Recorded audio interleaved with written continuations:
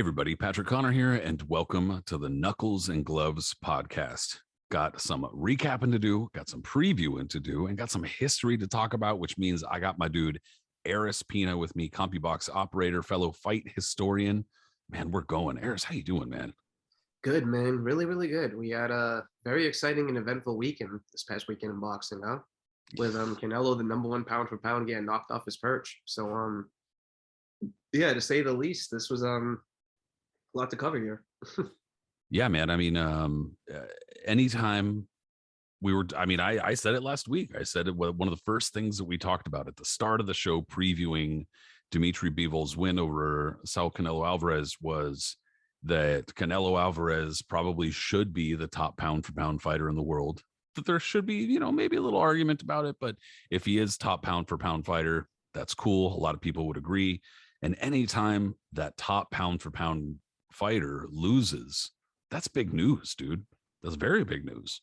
And I mean, this was not like a controversial whatever. I mean, not to me. I don't think to you either. It was a pretty dominant loss. I mean, to everybody but the three Vegas judges, obviously, who gave him the first 4 rounds inexplicably. But hey, you know what? It's one of those things. Canelo's reached that status that very few fighters reach, where you have to shoot them to get a draw, almost. You know what I mean? That's like the old saying was. But luckily, Bivol, as a lot of people had put on Twitter, and it's the damn truth, he whooped on Canelo so badly they couldn't screw him. Like, no matter what, they could make it close, and they tried to. They tried their damnedest. If Canelo had somehow scored, if one of those judges has scored the last round, 2 of those judges has scored the last round for Álvarez, as opposed to Bivol, we would have had a majority draw. Like, yeah. It's unfathomable to think about, but what we did see and what did happen was that Bivol put on the best performance of his life. You and I both said this was going to be an incredibly tough fight for Álvarez, and that Bivol did have a chance, but we thought that the experience of Álvarez and everything else would be able to pull through. But nah, man, Bivol put on the performance of his career, bro. He just everything came together for him. Like, the movement that he said that would trouble Álvarez, he was using it, that jab. He was fluid with everything, and he just was so disciplined in what he did. He never fell for Álvarez's traps. When Álvarez would lay on the ropes, and that's where he gets comfortable so he can counter off of it and throw his hooks and uppercuts, Bivol never bit, and he made Álvarez lead. Álvarez was totally uncomfortable, and as the fight went gradually on, and whatever Álvarez was trying to do, like the looping overhand rights, he was looking for single power shots.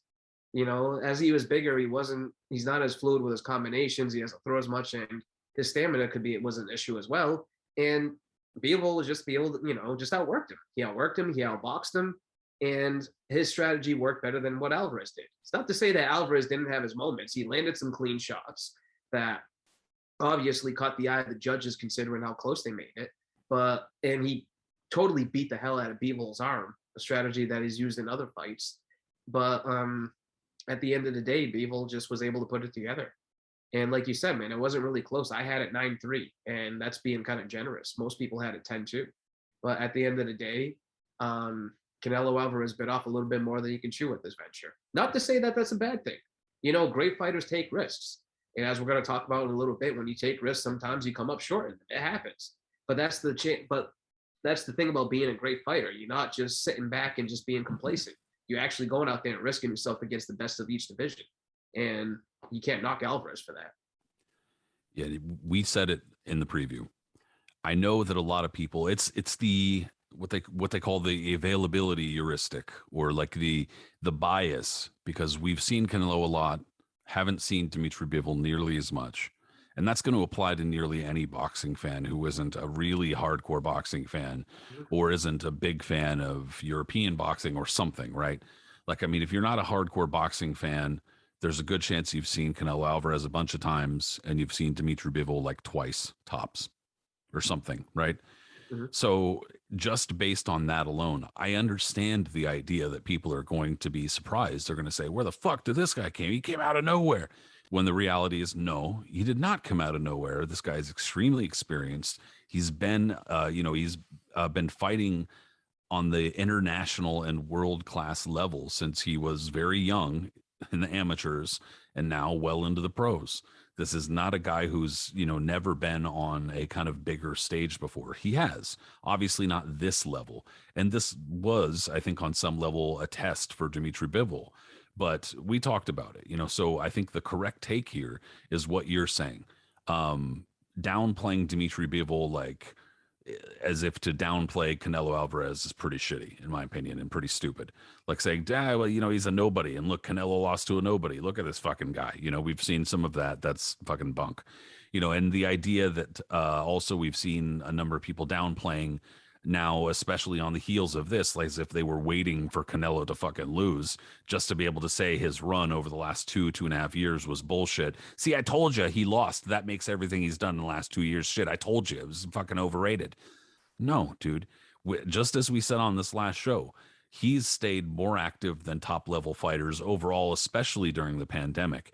And on top of staying active, has actually accomplished some shit that's worthwhile.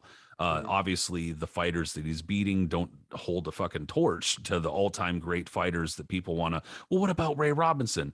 Stop using the absolute pinnacle of the fucking mountain, okay, as the analogy, because nobody's going to live up to that, and there's no shame in not living up to that. So stop. It's not going to work that way.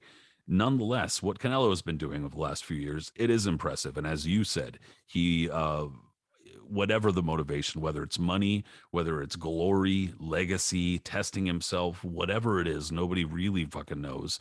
But he reached and he reached too far. We talked about that possibility last week, that he could be going up to against a fighter that's too big and too good. And, some combination of that. And so a lot of people in the wake of this loss are talking about what Canelo didn't do and how he lost. But that is true. But Dmitry Bivol, he seized the moment.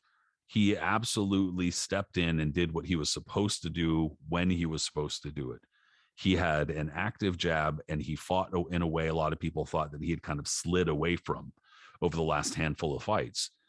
He got far more active when he was supposed to be, and he put on a master class. Basically, he made Canelo look as if he didn't really belong in there, and that's kind of going to be a theme that we talk about, like with the history stuff. But yeah, it was obviously surprising. It was surprising to see Canelo, proverbially neutered that way. It basically made to be ineffective. He was trying to go after Dmitry Bivol's arm, like you said, didn't quite work. Although Bivol said after the fight it hurt, that his arm hurt. But I think that I don't want to get too much into like tactical shit, because I know that bores a lot of people. But one thing that I noticed was that Canelo, he didn't really use his jab nearly as much, and he was just loading up on his right hand, which is something that like we haven't really seen as much from him. Like he's been far more creative with his offense, far more diverse with his offense in his last handful of fights. And it looked like he was just really trying to force the right hand for some reason. Like he thought the right hand was the key. And Bivol was wise to it very early and was covering up for it and was timing it. He just didn't have it. So I thought he could have used a left uppercut, left hook a little more, etc. But, it's academic. Even if he had opened up with those punches, it looked like Dmitry Bivol would have been wise to that shit.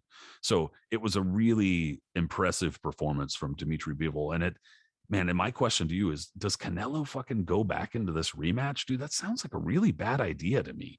I mean, do you agree? Seems bad. Style-wise, yeah, man. I think Bivol proved that he might have been a little bit too much for Canelo. And even Alvarez kind of alluded to that a little bit after the fight when he said that he knows his best weight isn't 175, but probably at 168, where he's, a unified champion. But here's the thing. Bivol also said after the fight that he could probably slim down to 168 himself pretty easily. He said that before he fought Canelo as well. So, and he likes the chance of maybe, getting all 4 belts at once. Imagine that. Imagine what kind of fucking monster just whoops your ass. Yeah. And then you're like, you know what? Too big. I'm going to go back down. He's like, I'm following you. I'll come down. I'm going to fucking get you. I'll come down there with you. And you're like, what? No. Get the fuck away. I'm trying to run away from you. I mean, Alvarez said immediately after the fight that he wants to run it back, right? I could see that scenario, but in all honesty, you feel that sting? That's pride fucking with you. Yeah, fuck pride. Absolutely. I think I think it still might be. I'd still be interested more in the Triple G third fight, and I think Golovkin actually has more momentum now going into this fight than Alvarez does, considering what just happened in these two fights. So that might still be a better alternative instead of going directly into a rematch with Bivol, where it can almost be like another Vernon Forrest Shane Mosley fight. Like, remember the first fight? Yeah, man. Vernon Forrest just absolutely whooped Mosley, dropped him, beat him up, wasn't really close. Alvarez didn't get dropped in this fight, but he got whooped pretty comprehensively, and it wasn't that close. Mosley went immediately into a rematch because that was the type of thing he did. He was a very prideful guy. Did the same thing against Winky Wright a few years later, and in both fights he lost. You know, in the Vernon Forrest rematch, he was a little bit more competitive, but he still lost a pretty comprehensive decision.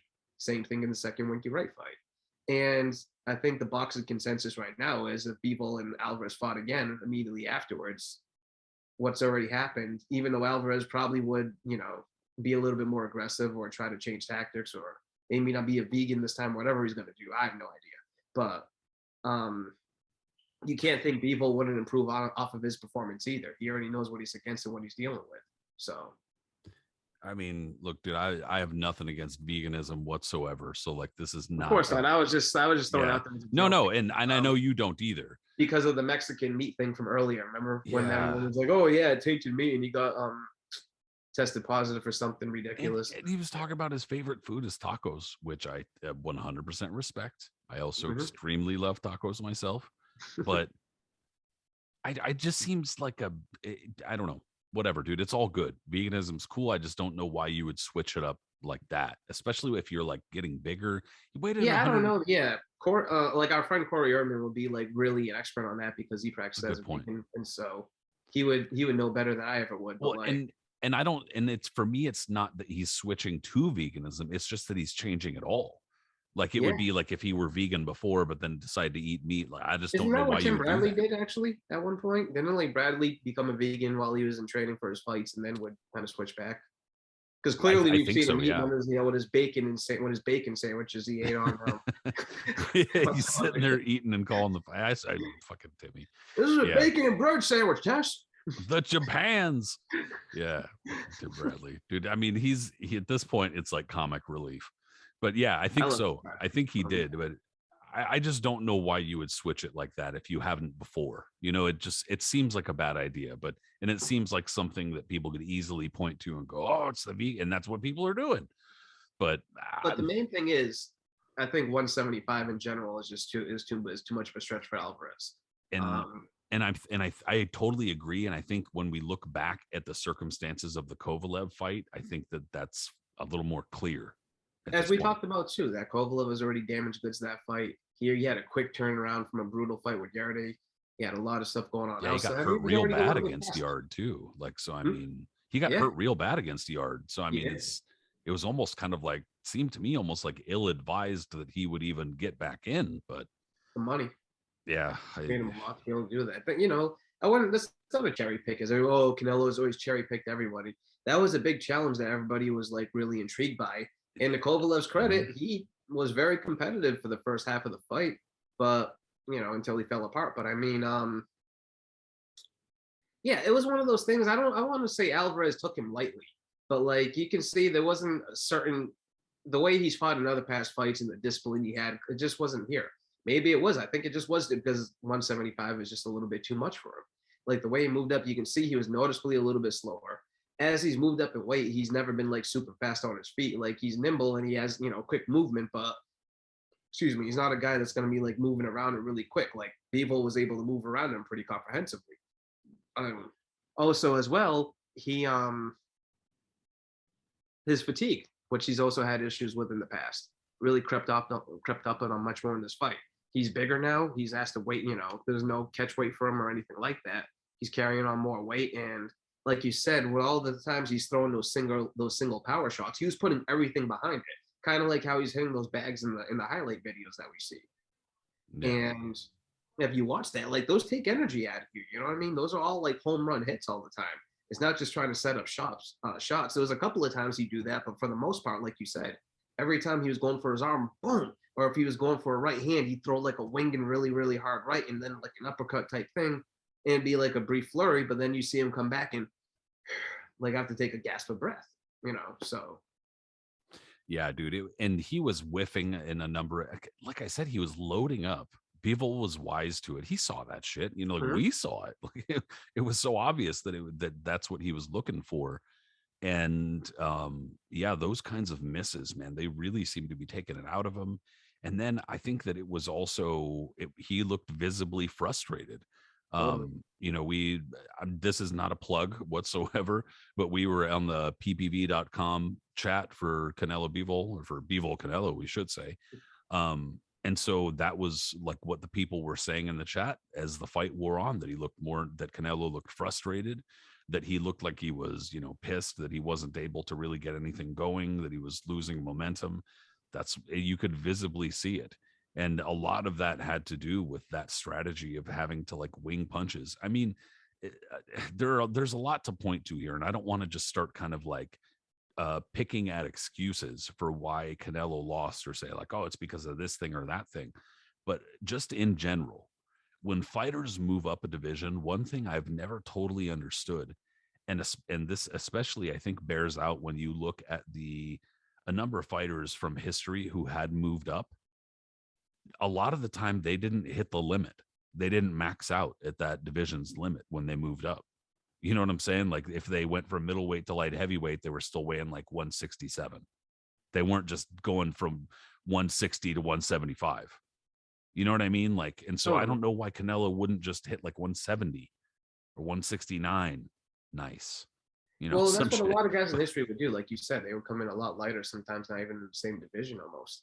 And So I Canelo, don't know no, he why. wanted to hit at the high as the highest limit. That is a little off. Well, he, at the very least, while I don't think Canelo is used to like, he's not a mover, he does use his footwork to set up opportunities. And Mhm. he couldn't do that against Bivol because I think in part because he was too heavy. So to me, it just seemed like a bad idea for him to be weighing in next to the limit. And Well, anyway, he's not like really. I mean, he's not a tall guy either. That no, he's can not. hit like that. No, he's around I'm my. like 2 or 3 inches taller than him, and I'm not even that tall. Yeah, I'm 5'7". He's around 5'7", 5'8". So Yeah, he's not a big dude. So anyway, I mean, yeah, we could talk about the excuses all day, but Bivol also, like I said, rose to the occasion. You know, he really got he put his on a jab clinic. working. Put on an absolute clinic, man. He is for only like again, we know he had a very, very extensive amateur background, and that's been the premise of like a fast track to his career. But after only 18, 19 fights, even so, like rising to that occasion, a lot of people can still be kind of awed by that moment, and he wasn't. If you saw his demeanor during the ring walk and after the fight when people are interviewing asking, oh, so what'd you think of Canelo's, like big entrance and everything like that? Were you like, oh, he was like, oh, I just thought it was cool and bright. It was awesome. Like he was just kind of joking. Like he understood where he was at. And I think he was a little loud at first, but like he knew where just it was time to take care of business. Like when the bell rang, it's still a fight. It's just him and Canelo, and that's it. It's a big event, but this was his time to shine, and that's exactly what he did. A lot of fighters are kind of awed by that, and their performance gets affected because of it. Even though they could be more competitive with Canelo, they get awed in the moment and kind of underperform than what they usually be able to do.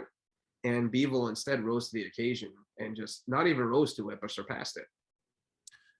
You know, as far as Canelo fights go, I think this one seemed a little bit understated. Not quite. There wasn't quite as much buzz Mhm. overall. And I think that there are a handful of reasons for that. And one of the reasons, in my opinion, I could be wrong, and I could be, it might have been a reason, but I'm wrong to the degree it was a reason. But they weren't really able to get into much of Dmitry Bivol's backstory for the promotion. And I Mhm. think that was intentional because of what's going on with Russia and Ukraine. Because inevitably what's going to happen is someone's going to ask Dmitry Bivol, what do you think about what's going on in Ukraine? And that's a fucking PR nightmare.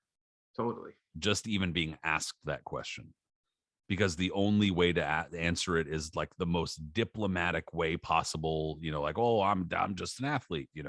That's literally the only thing you can do, because anything beyond that, dude, you're pissing somebody off or you're gonna fuck up. And he Mhm. still has to go home to Russia, to my knowledge. So I mean, you know what I'm saying? Or I mean, I know that he's from Russia and I know that he had lived in the US, but to my knowledge, I don't know. I could be wrong. but whatever. That's not even really that important as far as that goes. I mean, just in terms of being able to promote the fight, in my opinion, that affected it. And also, I'm slightly surprised it didn't affect Bivol more.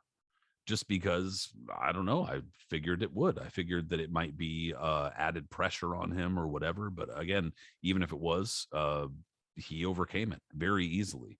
So I think that that's kind of an interesting aspect of this. But whatever it is, Dmitry Bivol, yeah, he was totally cool and collected. He didn't give a shit, man. So I think that that's a fighter like that who's able to just kind of set those things aside and just go to work. That's dangerous. And that was the kind of thing where I think that on another level, Dmitry Bivol scoring this win, and this is something that's been brought up in a number of different articles in the wake of the fight. It was almost like scoring a win against the boxing establishment for a number of people, because Totally. Canelo has gotten, or if he hasn't won the decisions, he has gotten the benefit of a number of close decisions, whether they were draws or went his way. And then on top of that, anytime a fighter has gotten televised for the vast majority of their career, that's a fighter that's fairly privileged overall. And I Mm-hmm. think a lot of people see that, and they think that Canelo is getting the benefit of that privilege, that he's the superstar, but not a superstar because of what he's done, but because he's a celebrity or something, I mean, him winning the first 4 rounds of the fight kind of tells you that in general. It's like that's insanity. Yeah, There's no way Canelo won the first 4 rounds. That's no. all right. If you wanted to score Sugar Ray Leonard beating Marvin Hagler in the first 4 rounds, that's the easier argument to make compared to what this was. All right. Like, I think I had a 3-1 Bivol or two around that point. But if Canelo won the majority of his rounds, it was either then and then went round 9. After that, when when he lost a bit after that. But like for those judges to score the first 4 rounds, Steve Weisfeld and the other ones, like to be able to score the first 4 rounds, that clearly you have your shades on and you just kind of going by the motions and going, kind of throwing it like you're throwing the book at them. You don't even really give a shit at that point. It's like you see what's going on, you hear the thud, oh, look at the crowd, boom, boom, boom. He must have won a round right there. Bivol's just pawing with his jab. He's not doing anything. Like he really had to go above and beyond. Otherwise, they were gonna. If he got screwed in that fight, this would have been on par. Say if this was a draw, this would have been on par with. Not only would it have been like the first Canelo Triple G fight, which people have always been crowing about, and deservedly so, but we can even go further back on that. You can talk about the first Lewis Holyfield fight. You can talk about Chavez Whitaker. This would be right up there with them. Like Bivol legitimately won this fight. There's no ifs, ands, or buts about it. This was not 115, 113. Like the fact that it was that close just shows you how much the Vegas judges already had it in the bag for Canelo. Not to say that it was like, fixed or anything, but I'm just saying like how they just usually are, like you alluded to already. They just take care of the guy and whatever's going on. If it's a fairly close round, they're just going to give it to the house guy because, hey, why not? And Canelo kind of gets those privileges as Mayweather did, as other fighters have in the past. And fights that should be fairly close usually end up being wide. And you have to really outright beat him. Canelo was outright beaten that night, and they still made it that close that like they were finding a way to really do something. You know what I mean? They were finding any way they could. Like if it wasn't for that last round, if Bivol didn't really whoop on him that last round, if Canelo landed a flurry, like including a giant uppercut that snapped his head back at one point, they would have scored that round for him. This fight would have been a draw. Everyone would have been in an uproar. Yeah. No, I agree, dude. There was no business. Canelo really had no business winning more than 2 or 3 rounds. And like you Totally. said, I thought that 9-3 was about appropriate, and that even with that 3, I was kind of like, there was one of those rounds where I was like, that could have gone to Bivol. Exactly. So, Exactly. I mean, it just wasn't close, dude. Yeah, I mean, I think that going straight into that rematch, I don't think that's a good idea. I think that, It's a pride thing. yeah, it's not really going to, well, I mean, there's a lot to risk. I think that having that one loss, especially with people like us who are kind of looking at it as like, well, he challenged himself, you're going to lose when you challenge yourself, it's okay. Mm-hmm. Mm-hmm. Getting that kind of loss is, I don't want to say like it's excusable, but it's understandable. And I'm not going to get up his ass about that shit. But 2 losses in a row, especially to the same guy, is going to blunt his momentum a lot more, especially if he's going to have to slow down his pace a bit in order to get that rematch or to go into that rematch. And that it's going to be like in September or something like that rather than 2 months from now. That's the kind of thing where, like, yeah, okay, now again you're slowing your pace down, and then if you get another loss, that's a brick wall status, bro. So I think that's a bad idea. I think that catching Golovkin at this point, where Golovkin got a big, exciting win, but also looked very older in that win, he looked fairly vulnerable in that win. I think that, dude, I think that's really just the right way to go. You go back down, be like, hey, Dmitry, good job. Get the fuck away from me and don't come to super middleweight. Stay up there, buddy. Go down, defend the super middleweight title against Golovkin, make his ass come up, and then, assuming you beat him, open your door to whoever it is, Benavidez, I guess if Charlo wanted to go up, if Dmitry Bivol wanted to go down after that, fine. But I don't know. I just think that that's the much better idea overall. But I wouldn't be surprised at this point, I guess, if he just went with the Bivol rematch. That's probably what's going to go on, especially after the fight. When, I mean, during the original interview that he had in the ring right immediately after the fight, it seemed like that he was giving Bivol his props, and seemed that he was going okay with the decision, like he was accepting it. And then at the post-fight presser, apparently, his true feelings started to come out again. That he said that he felt Bivol only won about 4 or 5 rounds at the most, but he thought that he clearly won the fight, and more to something to that effect. And a person with that mindset clearly is a guy that is probably going to be looking ahead to a rematch. Canelo's a very prideful guy. The last time he lost was the first time he lost was against Floyd Mayweather when he was still relatively young.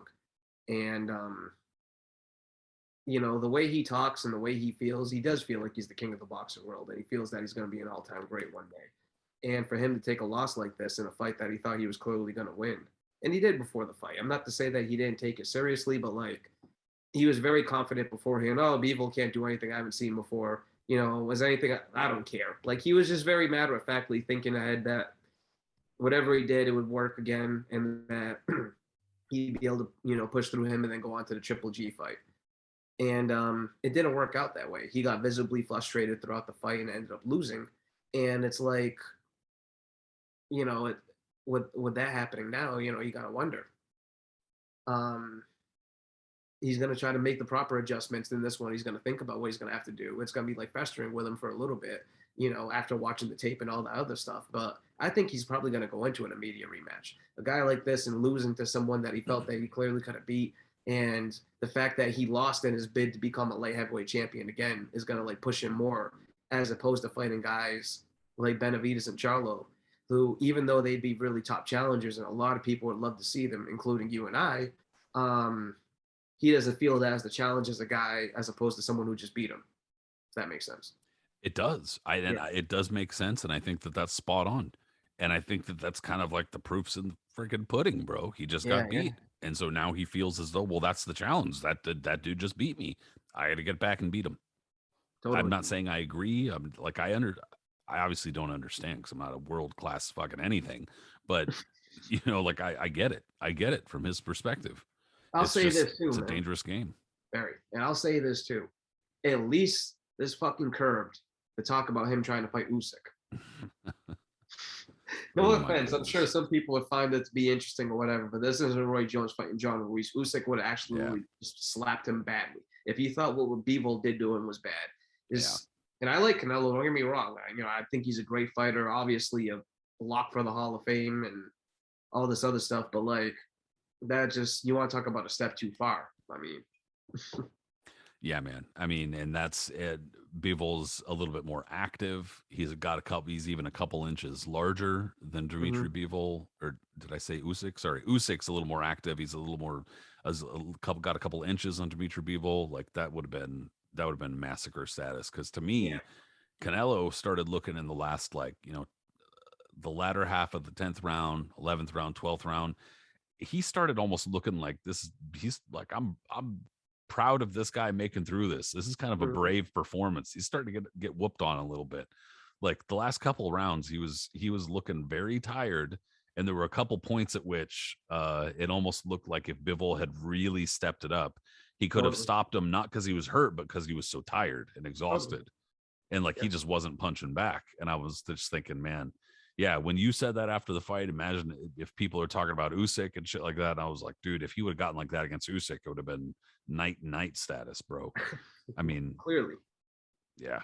So I mean, I guess the overarching point here is that everybody's got a limit, dude. There is a limit, and especially if you don't have the kind of frame like a Tommy Hearns frame, dude, where you're like 6'3" and just gangly and can hold, and you know your frame can carry a lot of weight. Although when Tommy Hearns got up to like 175 and a little over, he still had the string being legs, bro. That he was a little top heavy. Bro, Tommy Hearns almost reached his limit because if there's some articles that I've sent them to you, we've talked about it in the past. He wanted to fight Mike Tyson. All right, at one point in the mid 80s. And it's not like we're talking about in around late 80s, early 90s or something. No, Tommy Hearns wanted to fight Mike Tyson in 1987, soon after he fought Ron Roland. He was talking about fighting Mike Tyson after that. So, yeah. I love you want Tommy to talk about a Hearns. step too far and biting off more than you can chew. I'm so happy he did not do that. I think all of us are. And he was quoted in things saying, "Oh, I'm bigger than Tyson. If I can do this and that, I think I'm, you know." And yeah, God bless him. I love Tommy too. And like you said, he was a freak of nature with his body and all that. And he was able to pack on all the way to cruiserweight at the end of his career. Yeah. With Uriah Grant when he lost that fight, that was cruiserweight. Yeah, when not Nate Campbell, excuse me, Nate. His name was Nate. All right, Nate Miller. Nate Miller. Yeah, there we go. Nate Miller from Philadelphia. Yeah, beat him. You know, Hearns was credible up until the end. But if he had fought Mike Tyson in 1987, you know, there would have been a whole new massacre we would have been talking about besides Robinson LaMotta. Yeah, man. Oh, I'm so happy that didn't happen. Yeah.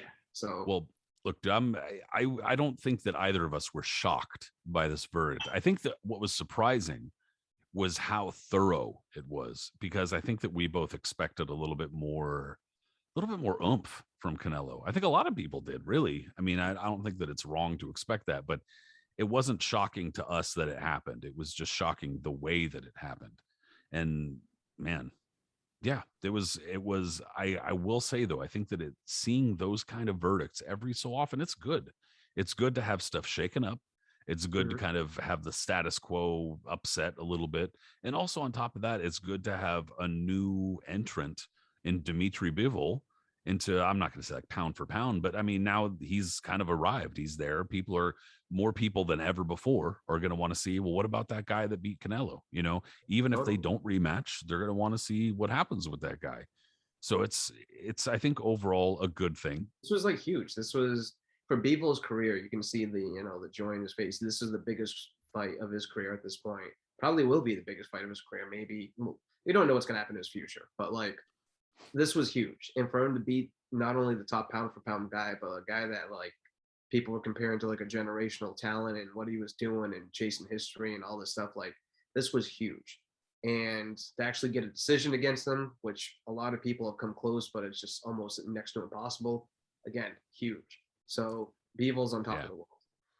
There's going to be a big scrum now toward the top of the pound for pound ratings. Absolutely. You know, we talked about this last week. It's imaginary. It's subjective. I mean, just quickly, do you think this knocks Canelo off of number one now?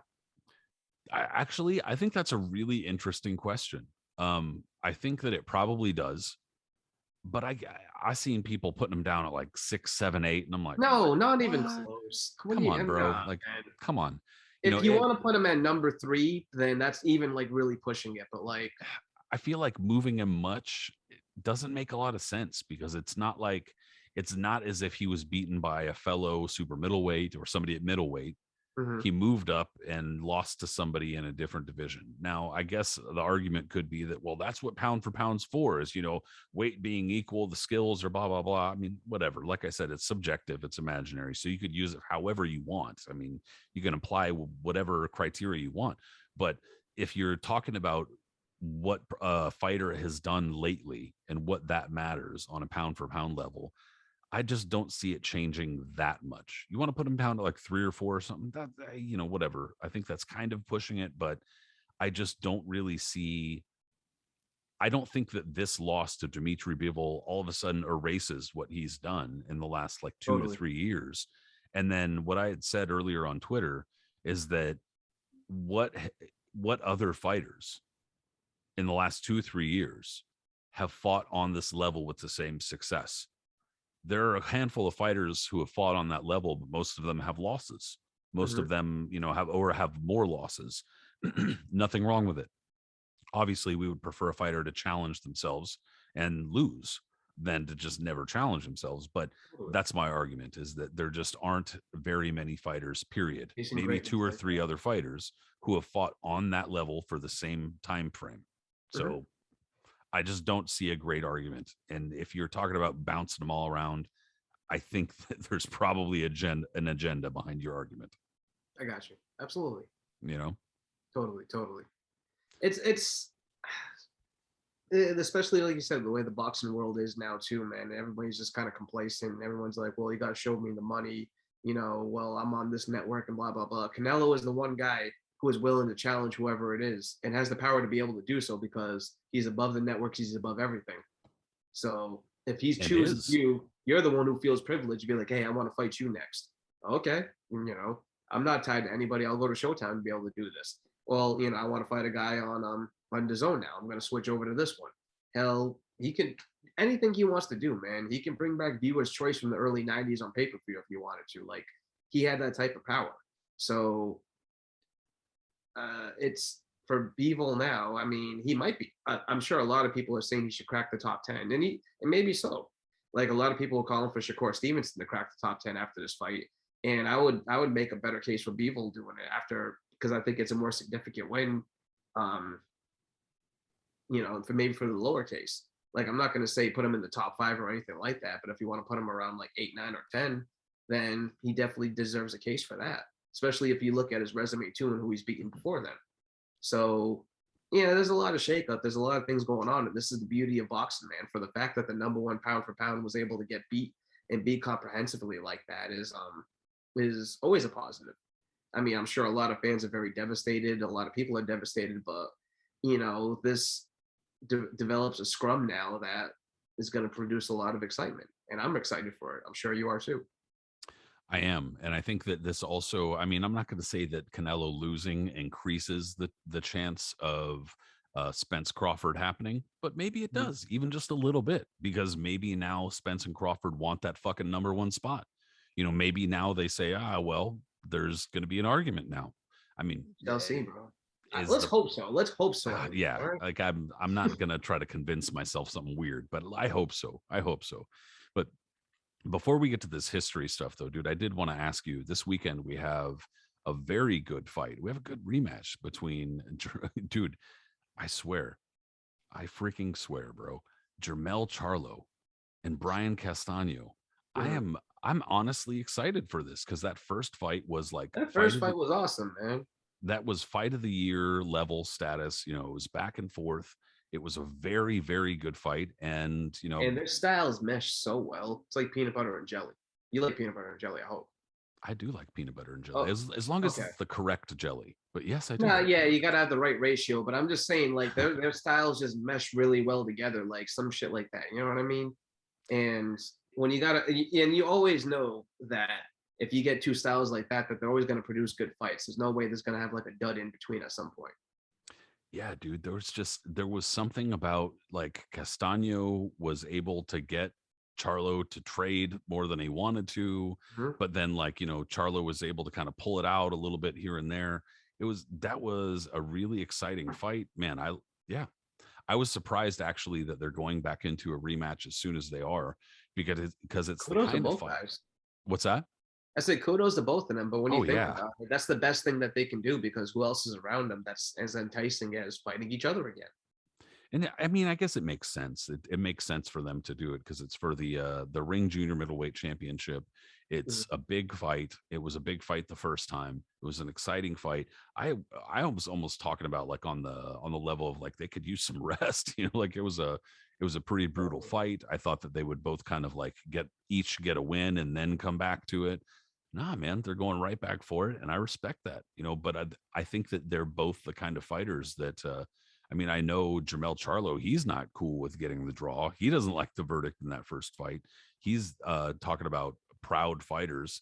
Both he and his brother are not the kind of fighters that are, going to be okay with a draw or okay with, all right, well, we got by that fight. Now let's move on. They don't really seem like that. Neither does Brian Castaño. So I'm happy that they're getting back to it, because it's probably going to be another exciting, brutal fight. Oh, it's going to be an awesome fight. And I'll say this too, man. Like, working for CompuBox, I've seen a lot of guys over the years I've been able to like watch ringside even early in their career. And these are two guys I've seen early on in their career. So to see from there and not really knowing where they would end up one day, to see where they're at now. So like Castano, for instance, I saw him in Shelton, Washington, of all places. Like you live in the PNW area, right? Yep. So do you know where Shelton, Washington is? Yes, I know where it is, but I've never been there. There's nothing to see out there. Yeah, it's like just east of like Seattle-ish. So there was a casino for a Showbox fight, because Showbox sometimes has like the most random locations for some of their fights. And this was a Al Heyman PBC show. So this was in the middle of, like I said, Shelton, Washington. Me and Lee Groves were working it. There was like a big forest, and then you see a random casino in the middle of it, and that's where the fight was held. And Brian Castaño fought very deep on the undercard. I'm not even sure if he was televised or not. And I remember watching him, and me and Lee were both really impressed with him just because of the way he fought, his fluidity, everything like that. Like, he absolutely annihilated his opponent. But for the brief moment I saw him in the ring, I was really, really impressed. And I'll tell you who the main event was that he was buried under.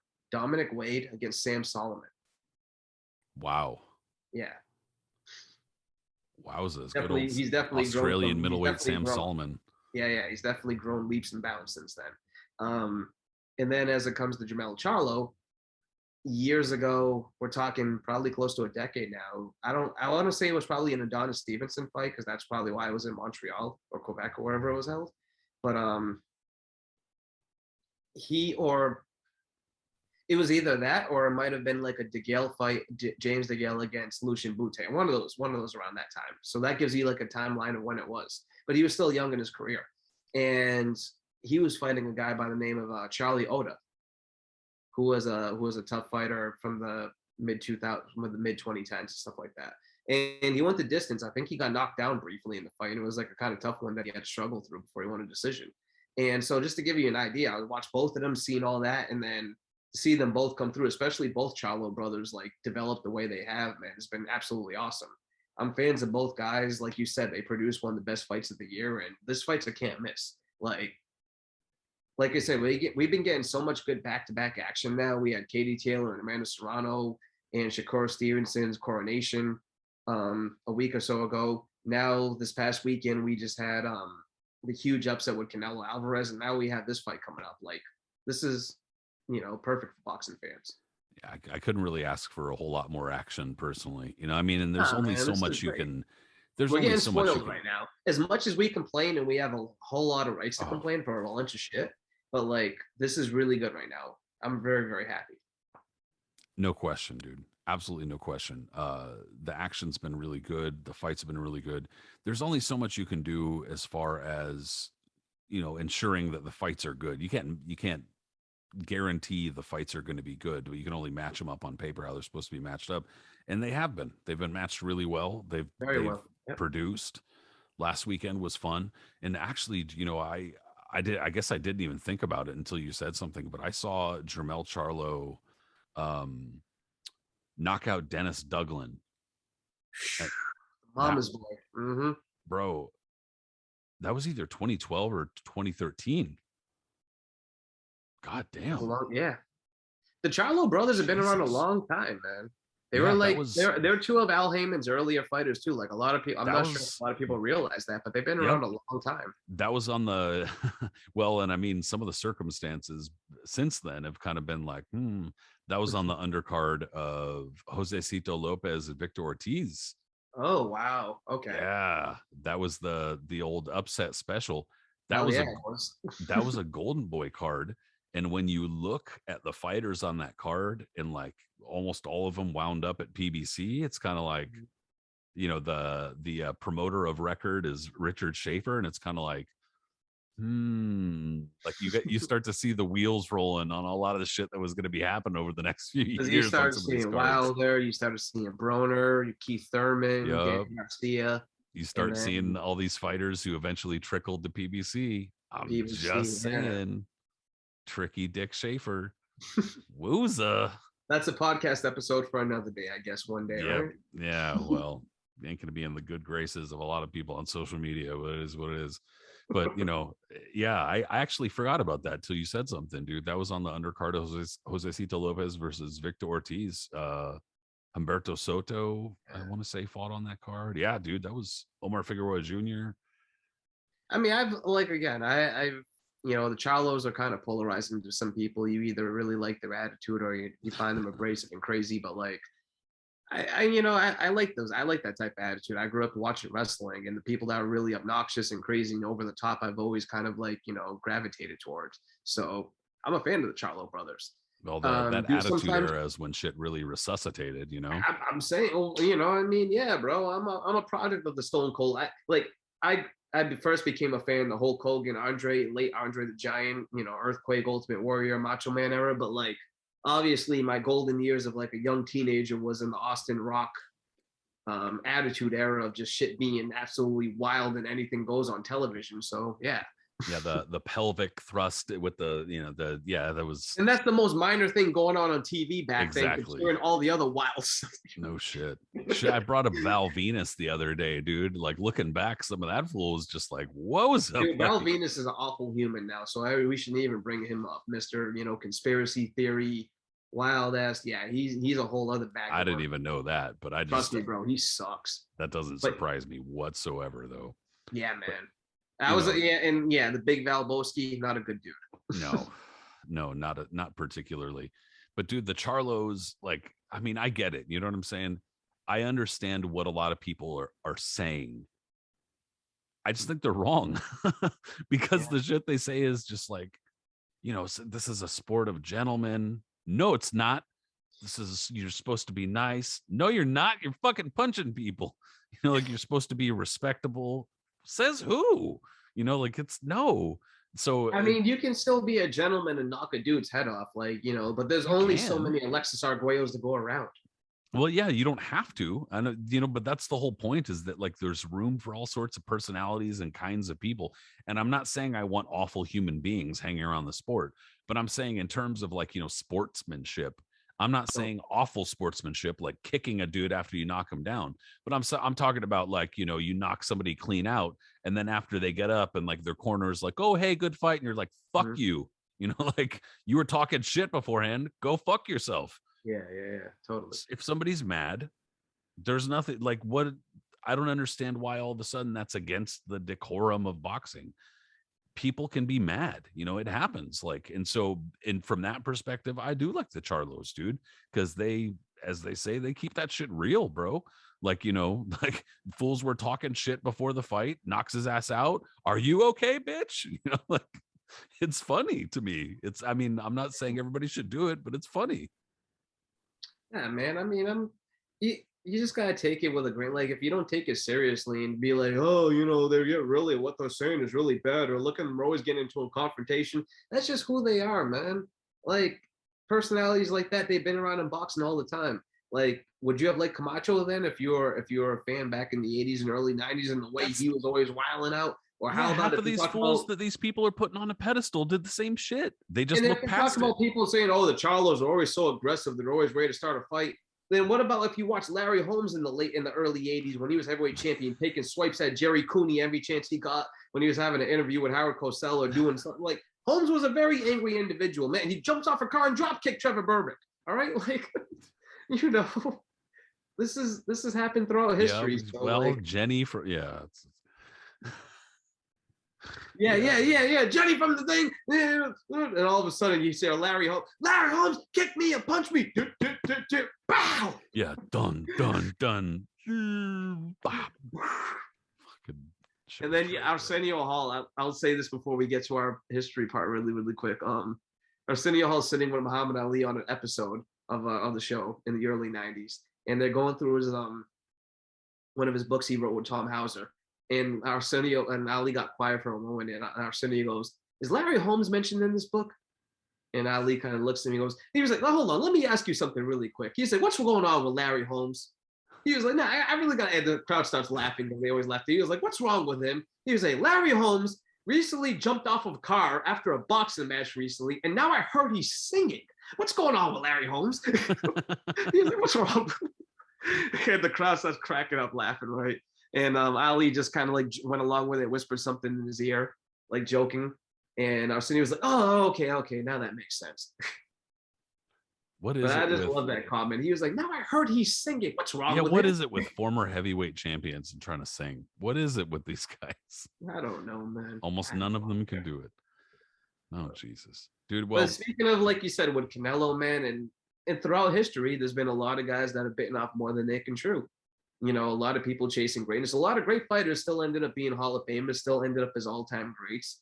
But inevitably, there's always one time that they try to climb the mountain too high, and it becomes too much for them. So everybody's got limits, like I said earlier. You know, every fighter has limits to how high they could climb or how far they can go in, as far as competition. And mhm. every fighter finds that out differently. Obviously, you know, some fighters are destined to always be top 50. You know, the world needs ditch diggers too. That's what they say. But it's, you know, not everybody, that's the reality of it, is not everybody can be a champion, not everybody can be the greatest, etc. And so everybody is destined to reach too far eventually. You know, what's going to be for you a classic case of a fighter just, it's too much? Well, the guy that we were talking about earlier, and probably the OG of just, climbing mountains and just being a badass about it. But the toy bulldog, Mickey Walker, one of my all-time favorites, just because, you know what? Yeah, I tell you right now, bro, in the 1920s, he wasn't on the par of Dempsey and Babe Ruth and others. Like, but he was popular as shit. And not only that, he was probably even more personable than all those guys, like more relatable, like more of a person you would find him at the bar and hang out with. Like Walker was that guy. He's just a cool ass guy that was just ready to fight anybody, anytime, and he had a really fun style. And the challenges that he ended up taking as a person that was about my height, 5'7" or so, and with a wingspan of 67 inches, um, moved all the way up to heavyweight and had moderate success for a little while too, which was, pretty fascinating to see before inevitably he ran into that wall. And that wall was Max Schmeling. You know, right around, I'll give a very brief background on Mickey Walker, but right around the end of World War One, just like in World War II, there were a number of young men who had been sent off to Europe, and then at the end of World War One, they had started to come back, right? And so that's Mhm. exactly when Mickey Walker had started his career, was when a lot of these men had started coming back from World War One. And in any case, I guess just to give you kind of the time frame, he started as a not a very big welterweight either, like you said, 5'7", 5'8" ish, not real long arms, and he fought like a guy his size too. He fought often kind of from a crouch. He threw a lot of like overhand rights, and he used to dig inside, throw body punches. He was a swarmer type of fighter, and the welterweight won the welterweight title from, I want to say it was Jack Britton, I think, and then Yeah, yeah, Jack Britton. Yep. wound up Lost it to Pete Latzo, I think. loses it to Pete Latzo, moves up to middleweight, and convinces Tiger Flowers, supposedly Doc Kearns, Mickey Walker's manager, convinced Tiger Flowers' manager that Mickey Walker was sick and injured and was not going to put up much of a fight if they gave him a shot at the middleweight title. And so they did. He was not sick, not injured, and wound up shading the fight, taking the middleweight title and becoming middleweight That was really champion. controversial too. I wish It there was was. footage of that fight, but from all newspaper accounts, Flowers kind of got robbed. Yeah, it was a fairly controversial decision, but Mickey Walker was by far the more popular fighter, and Totally. he had a lot of people behind him. And on top of that, if you read his book, which I'll kind of read from in a moment, he did have a lot of funky connections, so it's not really that surprising that he would have gotten a close fight like that. But after so he, through going through the middleweight championship and kind of making a handful of defenses and wind up, I think, losing the title to, without looking, I want to say Dave Shade. Not even positive. I'd have to look again. But regardless, point is, after losing the middleweight title, he moves up and goes to heavyweight, figuring he can take on a number of the heavyweights, but also he was a drinker. He was a little bit of a drinker. In fact, he was a lot of a drinker. Mickey Walker, of course he drank. Mickey Walker was a lot of a drinker. And so was Jack Kearns, Doc Kearns, his manager. They were close friends for a number of years and drinking buddies. They both said as much, you know, in their memoirs. Doc Kearns had some of his memoirs published later on, and Mickey Walker wrote an autobiography, and they both basically admitted, yeah, we used to just fucking go everywhere and get drunk. You know, sometimes I'd fight. And that's pretty much the story of his autobiography. It's pretty amazing. And so when you consider that, that's pretty much how Mickey Walker moved from middleweight to heavyweight. And granted, he was not a big heavyweight either. He was still coming in at like 170. He was fighting dudes at, like, you know, he was not big at all. But it's just amazing for him to go from welterweight all the way to heavyweight, because that's the kind of thing that idea is not going to happen today. Yeah, totally. He just, you know, like, not like you said, when he was moving up the middleweight, he was a successful middleweight champion. He became one of the most popular fighters of his era. One of those guys that, again, he would probably transcend any era in terms of popularity because of his style, his personality outside of the ring, how just his overall demeanor. Like, he was just a guy like an everybody guy that everybody could relate to him. You wanted to be around him. He just seemed like a really popular, fun person. Women would gravitate toward him. Guys would want to, you know, buy him a drink, and he would definitely accept it. And, you know, there was an off chance that you'd just probably see him at a bar fighting flatten somebody just because someone would want to test out the champ. But, like, Walker was just like one of those people that you didn't feel like, you know, he was above you, that you couldn't really reach him. He would just, you know, he was one of you. And he had that type of style, like you said. He was just very explosive in the ring. He wasn't trying to be a fancy Dan or try to box you. He came out there and he absolutely slugged. And he wasn't afraid to fight anybody. He was looking for the top challengers. So when he moved to heavyweight, and the guys that he was fighting some legit big ass, tall ass, big monsters of the time. Jack Sharkey, for instance, future heavyweight champion, a guy that, you know, had a lot of issues here and there going on with his career, but generally considered one of the best technicians of his era. Walker was dwarfed by him. And Walker fought him to a draw in a fight that a lot of people thought that Walker probably edged it. Not so much because they were just awed at what he was able to accomplish, but for what actually happened in the action. Sharkey was pushed back, and Walker was pushing the action like it was, you know, a fight that Walker probably would have won. Bearcat Wright, a guy that we brought up in past episode before, another monstrous fighter of his time. Walker was able to fight him and beat him. Like, when Walker took this excursion to heavyweight, it wasn't like he was just kind of dipping his toes to it. He went full on fighting the toughest guys of his era and the top contenders, in the, you know, hopes that he was going to be able to become champion one day. And at that point too, when Walker really made that excursion to the heavyweight division, the division was kind of wide open at that point. Like I said, there was Sharkey, there was Max Schmeling, Gene Tunney had recently retired. You know, there was kind of a scrum to see who was going to become champion. There was top guys over there, but it wasn't really a consensus top heavyweight. Walker was going to say, you know what, I'm trying. Walker tried to become that guy. Yeah, so he says in his, and there were some newspaper articles around this time to bear that out, but he says in his autobiography that after the first Tunney fight, that when they were looking for opponents for Jack Dempsey, that they had considered Mickey Walker, and that Mickey Walker had gotten the call to face Jack Dempsey. Really?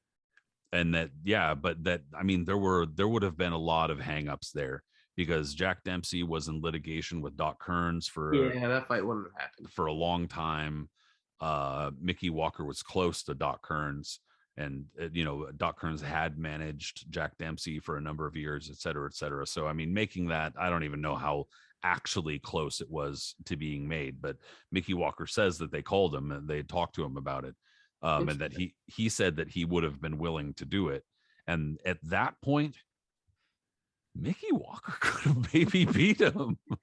But I mean, Dempsey, when you're talking, when Dempsey ended up fighting Sharkey, Dempsey looked like absolute ass in that fight. From the clips that have survived and the ones that we've been able to watch over the years, Sharky was really putting it on him until Dempsey hit him low. Sharky, complained, and Dempsey obviously landed the bomb that flattened him. So, yeah, it's What do you want me to do? Write him a because, letter? yeah, right. And well, like you said, man, Walker was having success against heavyweights. Not so much too because like he was very like he was active. He was active on those dudes. He would move in. He was just very very quick and like quicker compared to those heavyweights and like swarming him and doing his style. He wasn't afraid. And a lot of those guys of the era, they were very slow of foot. They didn't throw a lot of combination. If you watch a lot of those fights, they were more clinchy still of the olden times as opposed to like when Joe Louis came around, instead of really throwing in combination, knocking the absolute shit out of a lot of these dudes. But like, yeah, man, Walker, to his credit, was able to have some, moderate success against these guys and became a bigger star because of it. Because who wouldn't want to watch a fight between a guy who was my height, who looks a little pudgy, fighting a dude 4 to 6 inches taller than him or whatever it was, 3 to 5 inches taller or so, and just going toe to toe with him. Like, it's fascinating to see. And Walker was that guy that wasn't going to be afraid of it either. Like, he took these challenges and, wasn't, like I said, he didn't dip his toes into the beginning of the division. Like, he was fighting very top contenders. Like, all the top guys of that era, Walker was going toe to toe with them. Well, and it's amazing that he even did it, because now, of course, it's not to say that there are welterweights and middleweights all over the world where people are talking about they can go to heavyweight, but even back then, it was super rare for Completely. anybody. This was kind of like, when you think about it, like Fitzsimmons, for instance, was like one of the first like weight jumpers. All right. Yep. And you can, you would agree with that. But yep, totally. What Walker was doing was like even more unheard of, because Sam Langford to a degree did something like that as he moved from like lightweight all the way to heavyweight and such. But like Walker even had more notoriety as being champion and more popularity at that moment. And like the way he was doing is just jumping all the way up there after from middleweight, going all the way up and fighting the biggest guys of the big, even guys bigger than Langford's era, with the exception of maybe Fred Fulton and a couple of others, was like huge. And especially for the times too, when Walker's popularity, everybody's just like, oh my God, Mickey Walker's fighting at heavyweight now. We gotta watch this shit. Like, totally. If Mickey Walker, as a former middleweight champion, moving up to fight Jack Sharkey, and this was in this type of era, everybody on boxing Twitter would be going gaga about it, because that would be like a big event, Well, it's imagine Canelo moving up to exactly. Fight that would be like Canelo moving up and fighting the top heavyweight. That would really be like far Canelo off. moving up to fight, in comparison, Joshua or Fury, I guess, because Sharkey was almost at that, comparative levels, right? It's really not that far off, dude. Yeah. In terms of who was the man at that time, Sharkey was close to being the man. Sharkey and Schmeling were kind of like the two guys at the very top, so. Yeah, it was in the press, there was a lot of criticism about the heavyweight division, especially because it's like, Gene Tunney was not popular, and he wasn't. He was a bookworm. Yeah, he didn't have a lot of swagger. He wasn't Dempsey. Yeah, he didn't have a lot of swagger. He wasn't a big talker. He was a nice guy, but he wasn't nearly as personable as Dempsey was. Dempsey was a hero. Everybody loved Dempsey. He's kind of like what Larry Holmes was after Post Ali. When you have a person that everybody adores, and you have to like come right after that, you're inevitably going to be in their shadow. Yeah, like there's nothing you can do about it. And you almost never compare well, at least not at first. History almost always remembers these fighters better than at the time. Mm-hmm. But at the time, when you're fighting in that fighter who just left their shadow, you're shit. You can't do it.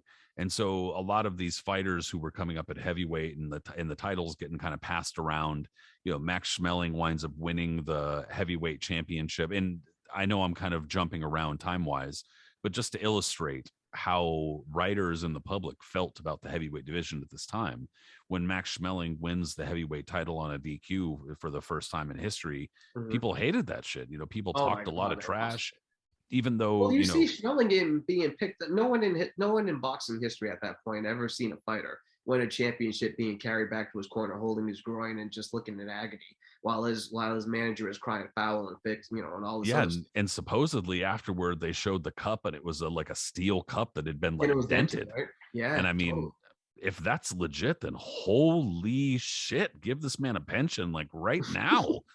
But I mean, I mean, anyway, but that's the thing too, and also I think people you can hated it. almost take into context that like Schmeling not being American, a lot of people also were kind of That like, hey, too. fuck that, you know, That yada too. yada yada. But Yeah, well, in the wake of World War One and then leading into World War Two, shit got testy. You know, very, Germans were not very, well received, and so yeah, like this combination of things, the public was not keen on what was happening in the heavyweight division. So to see someone like Mickey Walker step in and be like, "Hey, I got this," you know, people, I would imagine people would have been like, "Fucking yeah," you know, fist bumping, mhm. let's get this shit, Mickey, come on, but there's only so far that this man can go. He gets a draw with Jack Sharkey, right? And there were, like you said, Paulino Euskudun, who was kind of rising in popularity during that time. Another foreign heavyweight who was an attraction, but also a pretty good fighter, somewhat He did, man. underrated. He was the one that finished Harry Wills' run. Yep, somewhat underrated historically, Yeah, he and is a very totally. interesting backstory too. But Mickey Walker faces Paulino Escudun, who was a decent sized heavyweight. I mean, gosh, who else? Paul Swiderski, a decent sized heavyweight, but not huge. Did he fight Bearcat Wright. Kingfish? Did he fight Kingfish Levinsky? Yes, he did. I don't think he was real big though. He was kind of like a big light Yeah, heavyweight. no, he wasn't a big guy, but I mean, he was a tough guy of the era. But he was somebody who would go rounds with damn near anybody. And yeah, so in anyways, he fought a number of heavyweights, not just some just scrubs or whatever, but guys who were either contenders or just outside of contendership. But eventually he was going to run into somebody, and Max Schmeling was the dude that he ran into in 1932 in September. You know, I guess that's the kind of, it's not the happy ending everybody wants, but Madison Square Garden, you know, Mickey Walker, according to the fight reports, was doing really, really well early in the fight. Through about 4 or 5 rounds, was actually starting to beat Max Schmeling up. Mhm. And then in the 7th round, got cut really badly near one of his eyes, and his other eye started to close. And he said that because of that, that he just couldn't see shit. In the following round, he just got the crap kicked out of him. And Max Schmeling, while not a very big heavyweight, if he could do one thing, was he He could could punch. punch like a mule, dude. His He could right punch. hand was, yes, he had an absolute hammer of a right hand. So, Yeah, and he not a did punch huge harder than guy. Sharky and a lot of guys of that era. Not a huge guy, but he could punch, Yeah, and he he could just swat. annihilated Walker from there, man. Yeah, that is a fight that was filmed, and you know, there's film of it. It's not like, you know, really grainy or anything. You can see what the hell is happening, and Walker gets his ass kicked near the end. Yeah, he starts taking big right hands, really. I mean, the same right hands that put Joe Louis away. It's the Totally. same shit, dude. Yeah. So you know, the same right hands that took Joe Louis right off his pedestal. I'm gonna read real quick. You know, I guess just fast forward through this shit if you don't want it, people. But I just thought it was a funny story leading up, Mickey Walker leading up to the Schmeling fight. He talks about what happened. So uh right not too long before the Schmeling fight, he fought Paulino Euskudun, who I had talked about. And he says, after the Euskudun fight, I didn't let myself get too much out of condition, for I knew I had to be sharp for my fight with Schmeling in late September. At 31, it is hard to get back into fighting condition after you let yourself go. Don't I know it? I trained hard, and a week before the fight, I was down to 158 pounds, my best fighting weight. Kearns thought I was too sharp and feared I'd be stale by fight time, so he ordered me to take a day off from training grind at Madam Bay's. Madam Bay's, of course, being a very famous training ground during this time period, run by the famous Madam Bay. Go anywhere, do anything, he advised. I don't care what you do as long as you don't work. Relax, have some fun, even take a few beers. It'll do you good. You're too keyed up. I don't care if you put some pounds back. You still got a week to get them off again. I hung around the camp all morning doing nothing. I became bored and suggested to Kearns we play a round of golf at a nearby course. He thought it was a good idea. Since Kearns had said I would be all right for me to have a few, I figured I might as well make the most of it. No beer, though. Instead, I had a case of champagne delivered to the camp, and we took it to the golf course. I had Sounds my about cat. right. Sounds like what I like. I had my caddy carry the basket of champagne with my clubs. Doc and I played 18 holes. Before it was over, I not only carried a few more pounds, but a pretty good load. Near the end of the match, I was swinging at 2 golf balls. We managed to finish without incident, however. If you call losing a dozen golf balls and almost sculling a caddy trivial. On the way to the car, Kearns insisted on taking the wheel, claiming I was in no condition to drive. You're drunker than I am, I told him. Why, the condition you're in, you couldn't drive a baby carriage. Doc was insulted. We were in the parking lot, and he began walking along the cracks in the concrete, trying to demonstrate his ability to walk a straight line. Of course, I had to show that I could do it too. This led to another argument. Kearns claimed I was weaving from side to side, and I yelled back that I was doing better than he was. Kearns pointed to a picket fence at the far end of the parking lot. It was about 4 feet high with each board pointed to the top. See that fence? Doc said. I'll bet you I can jump over it. Without waiting to see whether or not I'd take him up on it, Doc made a run for the fence and cleared it with room to spare. Naturally, I couldn't let him get away with that. Anything Doc could do, I could do better. I took a running start and made my leap using a belly roll as I had seen in some of the high jumpers do. I made it all right, but in the act of going over, one of the pointed uprights scraped my forehead and opened a huge gash over my left eye. I bled like a stuck pig.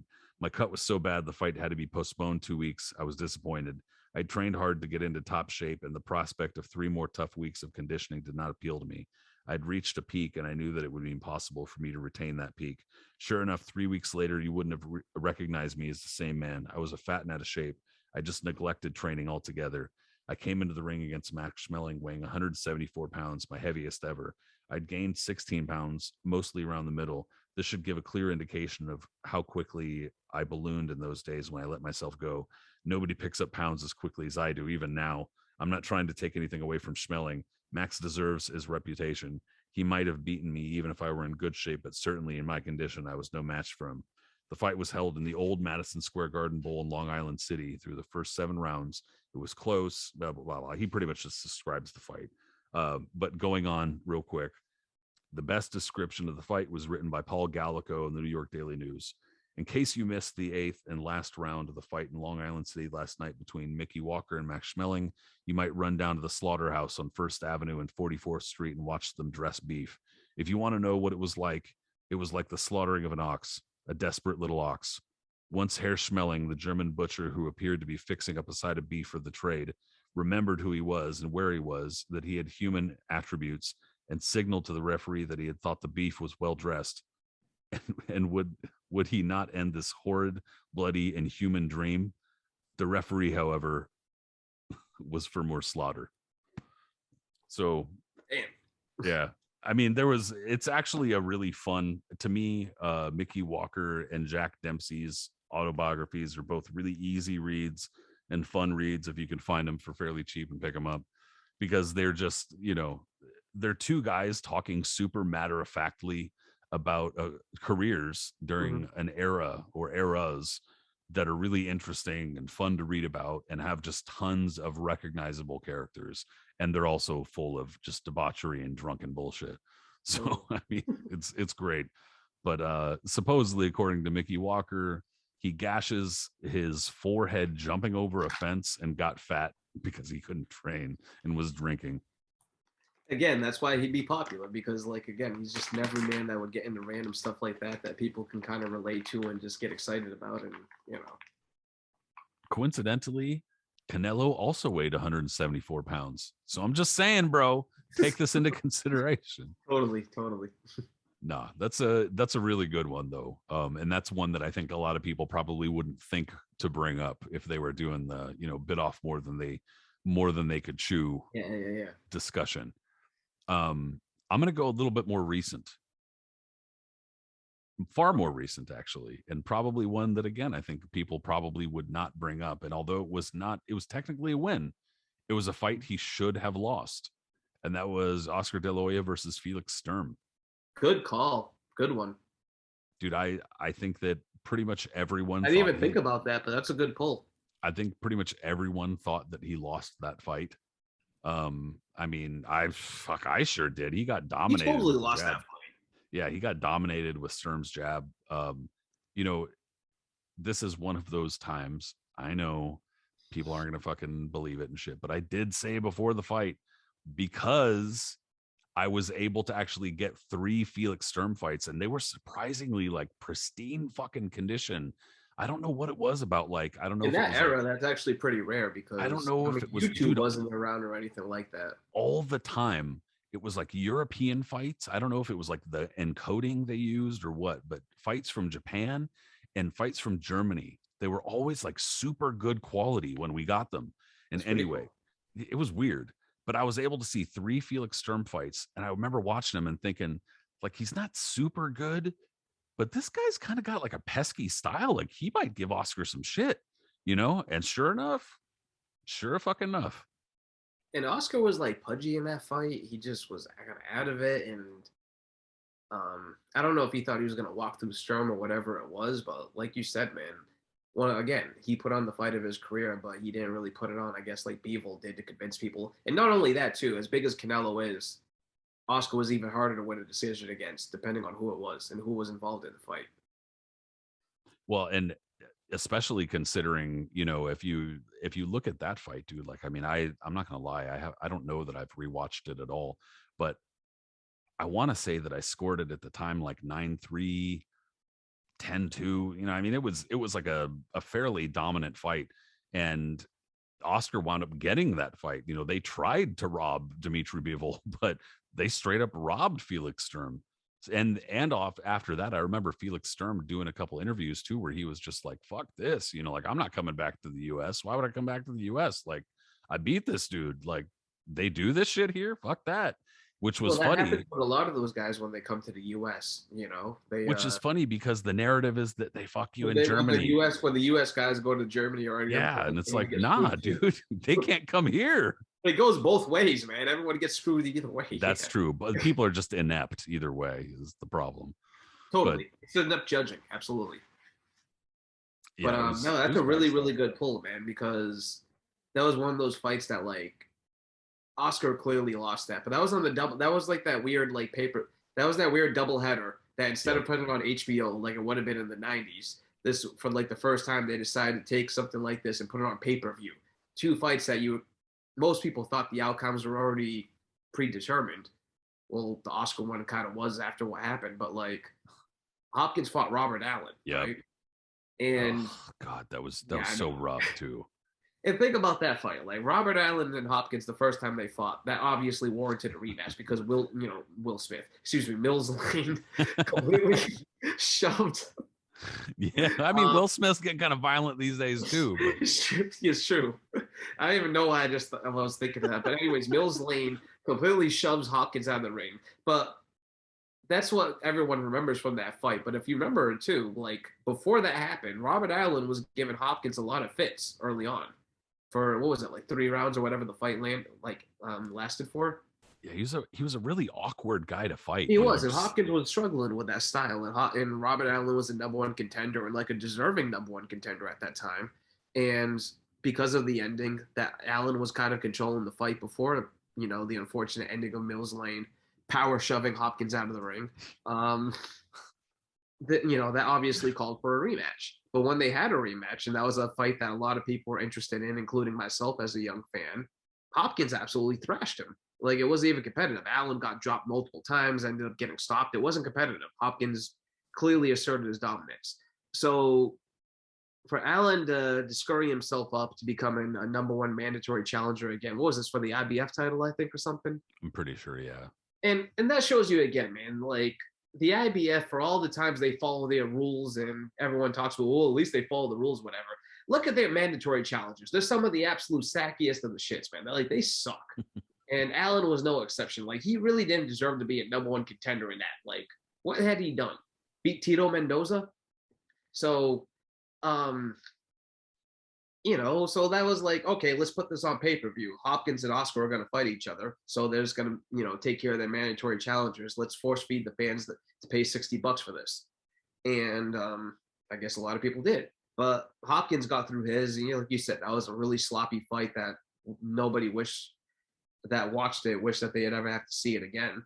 And Oscar arguably lost that fight, which a lot of people did think he did lose that fight. And that did build Sturm's credibility though in America. Like again, like you said, he wasn't willing to come back here or really do anything, but it did keep his name out there, and he kept his name at the top of the division where when people were talking about like quality champions, Sturm was never looked upon as like a European unknown. He was known as a guy that was like relatively respected. Yeah, and he was actually fairly popular in I want to say he was Hungarian, but he was, I think, Hungarian, but he fought out of Germany. A lot of those European guys, like Dariusz Mikuszewski, wasn't actually German. I think he was Polish. He was Polish. Yeah, they called him the Polish Tiger. Exactly. So yeah, for example, yeah, there was actually Arthur Abraham, Armenian. Mm-hmm. Yeah, Armenian. You know, what's her name? Gosh, Who's he contacting you? Cecilia Recus. Yeah, she's Colombian. And Juan Carlos Gomez was Cuban. Yeah, there a number of these fighters, for whatever reason, were able to find a huge audience. We were just talking about this in the group DM with Corey Urban the other day about a big blind spot in the last maybe 20 to 25 years for how the popularity of a number of German fighters, the Klitschko brothers, Ukrainian, super huge in Germany. So I mean, it's for whatever reason, this market was just absolutely massive. Kudos to Universal. Yeah. This market was just absolutely huge. And so anyway, it's excuse me. Gosh, where did we got too far off the topic? I can't circle back. Help, Aris. No, I'm help. sorry, man. Oscar against Felix Sturm. Yeah, Felix Sturm. I was out in the weeds. His popularity too, but I'll say this too, man. He was a good-looking guy for his time in the early when he came out. I think he was a model in out there, wasn't he? Probably. Well, like, this is his overall thing, and then he ends up losing, surprisingly, shockingly, in fact, to Javier Castillejo. Yeah. Which I don't think anybody expected. And that did drop his stock a little bit. No. And then, especially because Oscar De La Hoya had already defeated Javier Castillejo. Yeah, like he was like Castillejo was known as like a respectable guy, but not like a person when he got to like the really top level you're supposed to do anything with it. Yeah, he was like upper level European, many people thought. Totally. Like they were like, he's like the Spanish champion. He's probably not going to get much farther than that. But he was massive. He was actually really popular in Spain. And at that point, people thought like, oh, well, his career's done. Like he's on the down slide of his career and it's not going to happen. But he hurt Felix Sturm, and that was like the end of that. And as Kiko Martinez, after he scored the major upset, who was it? Calleja knocked out? Oh, not Calleja. Was it? It was like 2 months ago, for crying out loud. Freaking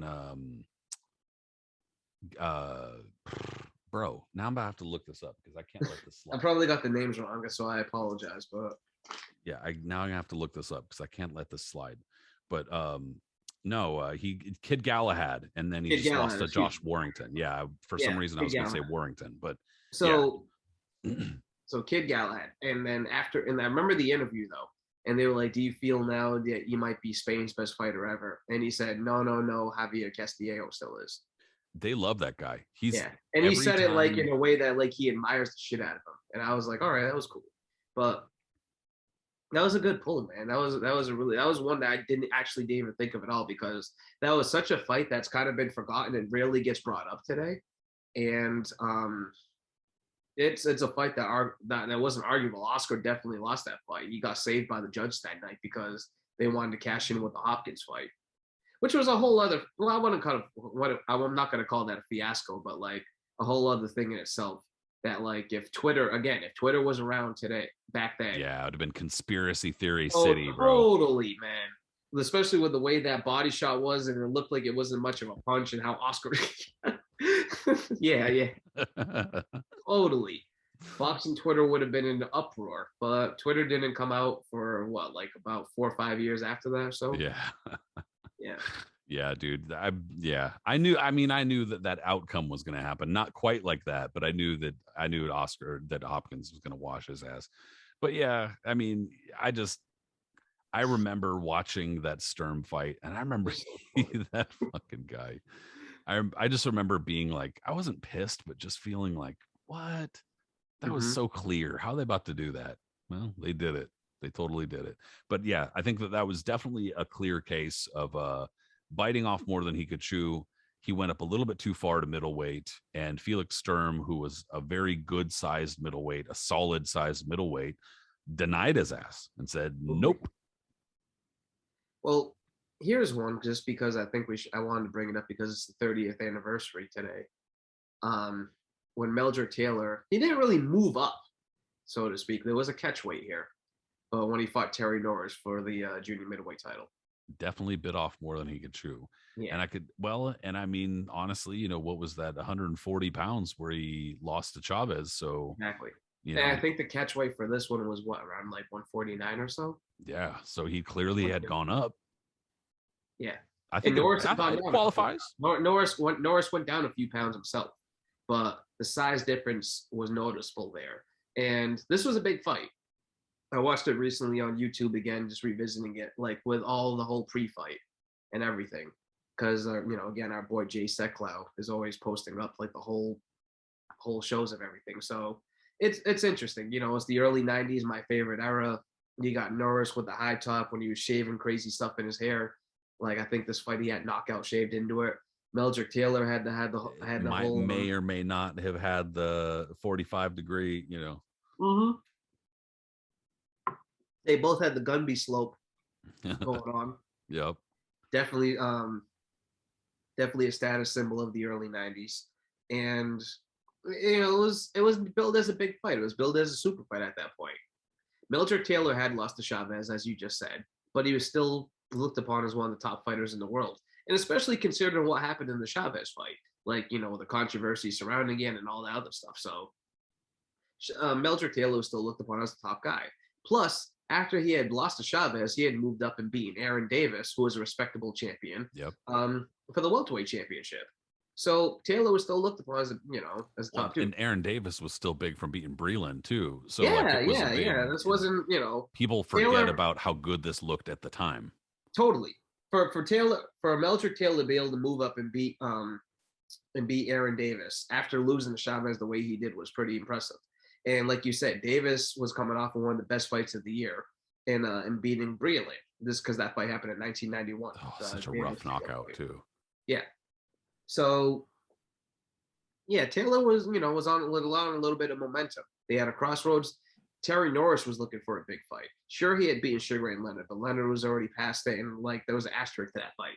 Same thing with other wastelands of guys that he fought from the '80s: Donald Curry, John Mugabe. Those were from a past era. Terry Norris was still looking for a marquee fight. He was calling out everybody, but no one was really willing to fight him because he was a dangerous, dangerous proposition. He was a guy that was perpetually angry. He had an incredible style, and he could box really well, but he was just trying to knock the living shit out of you. That was his whole thing.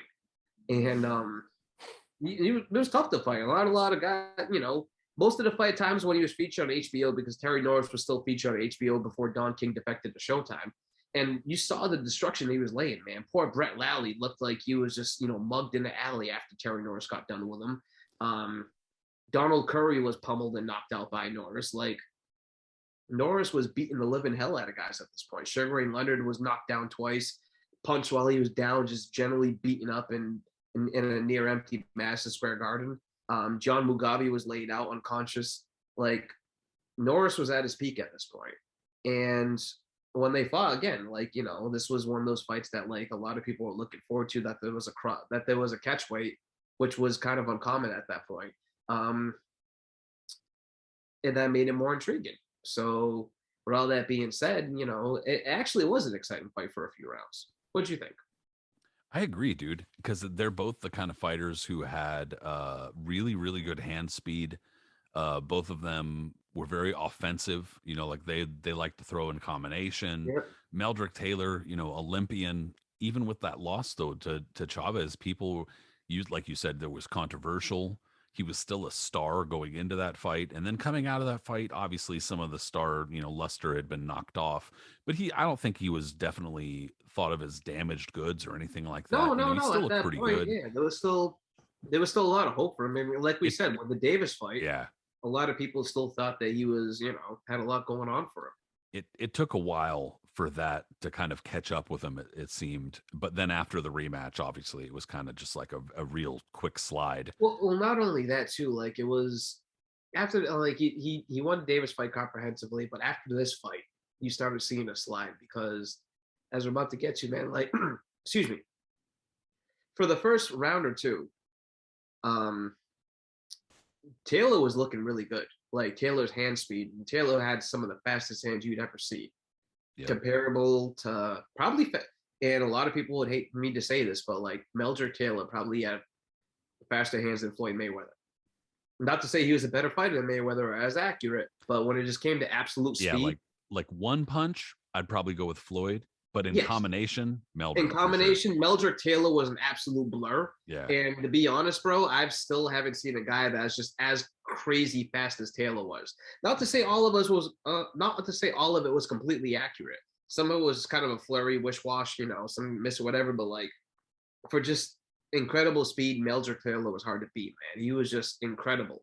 And Howard Davis, another one, guys like that. So like, his speed, Norris was getting adjusted to it. He wasn't getting hurt, but Taylor was landing some beautiful shots, man. 3-4 punch combinations, getting right in there. And he was staying in the pocket. And Norris, before he was able to get off, Taylor was already, because he had fast feet too, was able to get out of there. But Norris is a great fighter, as we've talked about. Norris is a legendary fighter, obviously, you know, Hall of Fame worthy and such. All it took was a couple of rounds for him to get adjusted to what he was working with. And once he got adjusted to it, you know, it was basically written up. Yeah, basically at that point, you're lucky if you don't get knocked to the canvas and then hit twice while you're down. I'm saying, man. And once Norris, like, if you're watching the fight, Taylor's still staying in the pocket. He's like, you know, throwing a flurry, but Norris is like flurrying with him and then finishing him with like an overhand right or a hook. And those right overhand rights that Norris used to land, like right on the top of your head, sometimes in the back of your head, or like around the hook, was just landing. When Taylor was getting visibly hurt because he was a smaller guy. Yep. Even though Norris dropped down in weight, he was still bigger and he still hit harder. And before you know it, Taylor, who always said that he was a Philadelphia fighter and Joe Frazier was his hero, and with all his boxing skills, he still wanted to be there and fight you and slug you. He was still staying in the pocket trying to slug it out with Norris, who was visibly just was not going to, you know, you're not going to win a slugging match with Norris. And then before you know it, Norris spiked him like a football. Yeah, dude, just absolutely brutal. And I mean, I think that also the cumulative effect from like getting stopped by Chavez, but also getting like beaten up in that fight. Yeah. And then I mean, yeah, that was like he was already damaged goods after the Chavez fight, as we all realized years later. But he still looked okay. It was just that like the futility, you know what I mean? Like trying to go punch for punch with Terry Norris and realizing he was just about as fast, almost as fast, but clearly more powerful. It was like, it was overwhelming, you know? And then finally it was just like, he couldn't, you know, he couldn't. Nah, man. And Norris ended up, you know, stomping him. And it's crazy to think Norris clamored for a big fight for years after that. Like, and I'm not sure if he ever really reached it. And I love Terry Norris, you know, like he wanted to fight with Whitaker. Hell, he wanted to fight with Chavez. He wanted to fight with anybody that was going to give him like that notoriety of being one of the absolute best.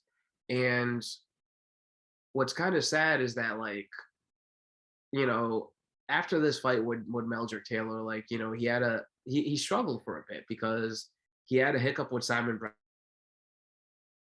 which ended up being one of the biggest upsets of the early 90s. Came back, scored a masterclass against Brown. But then those years where he really could have maybe secured a big fight, it got screwed up because he got caught up in that stupid drama with Luis Santana, with that wild, fascinating, stupid trilogy that he ended up going with. Yeah, what a time waster. Absolutely, man. And it cost so much of it too when you think back on it. Because at that point, when he really could have done something, and by the time he got out of that stupid drama, he was already past it a little bit. We didn't know it yet, but he was still very, very active, but like he was still kind of wasting time fighting guys like Jorge Luis Votto and a washed Vincent Petway and Nick Rupa and stuff like that, you know. Yeah. And when it was finally time for him to get that big cash-in fight, he's been around since the late 80s, you know what I mean? Norris, with all the sparring he's done, everything else he's done, you know, all the other, you know, the fights he's taken, he's been a very active guy. He's still at the top of his level, but none of us realize he's actually washed now. And now all he needs is one more fight, and he's going to cash out against Oscar De La Hoya in millions in a fight that he's obviously deserved over these years, and he loses it because he's completely gone by that point. Yep. And it's sad to see, man, because I love Terry Norris. He, like I said, I grew up like adoring that dude. When I met him, I still like kind of looked at him in awe. Norris was my guy. And if you listen to Meldrick Taylor and you listen to Terry Norris in their interviews before that fight, and you hear how clear they sounded, because everyone's like, "Oh, Norris always had a raspy voice," or Norris, Meldrick. No, man, that's bullshit. Listen to how they talked before this fight. Both of them were as clear as can be. Both of them were very articulate, and both of them were very smart. And you hear their interviews then, and you hear how they talk today, and it's absolutely tragic. I've brought this up before. I don't remember what show, but I brought it up before. In the early 2000s, Golden Boy started having a bunch of shows in San Diego. And when they had shows in San Diego, often Terry Norris would show up. And I remember meeting Terry Norris because I'd never met him before. I saw him against Troy Waters on the Trinidad blocker. Super young at San Diego Sports Arena. That's awesome. But I'd never met him. And I met him, and it must have been 2003, 2004. And even then, his speech, like you could hear his speech. Like I remember kind of thinking like, holy shit, I could have sworn it was just a couple of years ago. You were just fighting so-and-so, And so for me, I was just kind of like, I was a little shocked at how quickly it had eroded. But then I remember speaking to somebody in boxing not too long after that, like a couple months after that. And I had mentioned that I'd met him and that his speech was bad. And they looked at me like, "You're tripping, like you're lying. I heard him the other day and it's not bad." And I was thinking like, are we really telling lies about this? Holy shit, bro. He sounds awful. And I mean, I'm not making fun. It's just, I was like, ay. Yeah.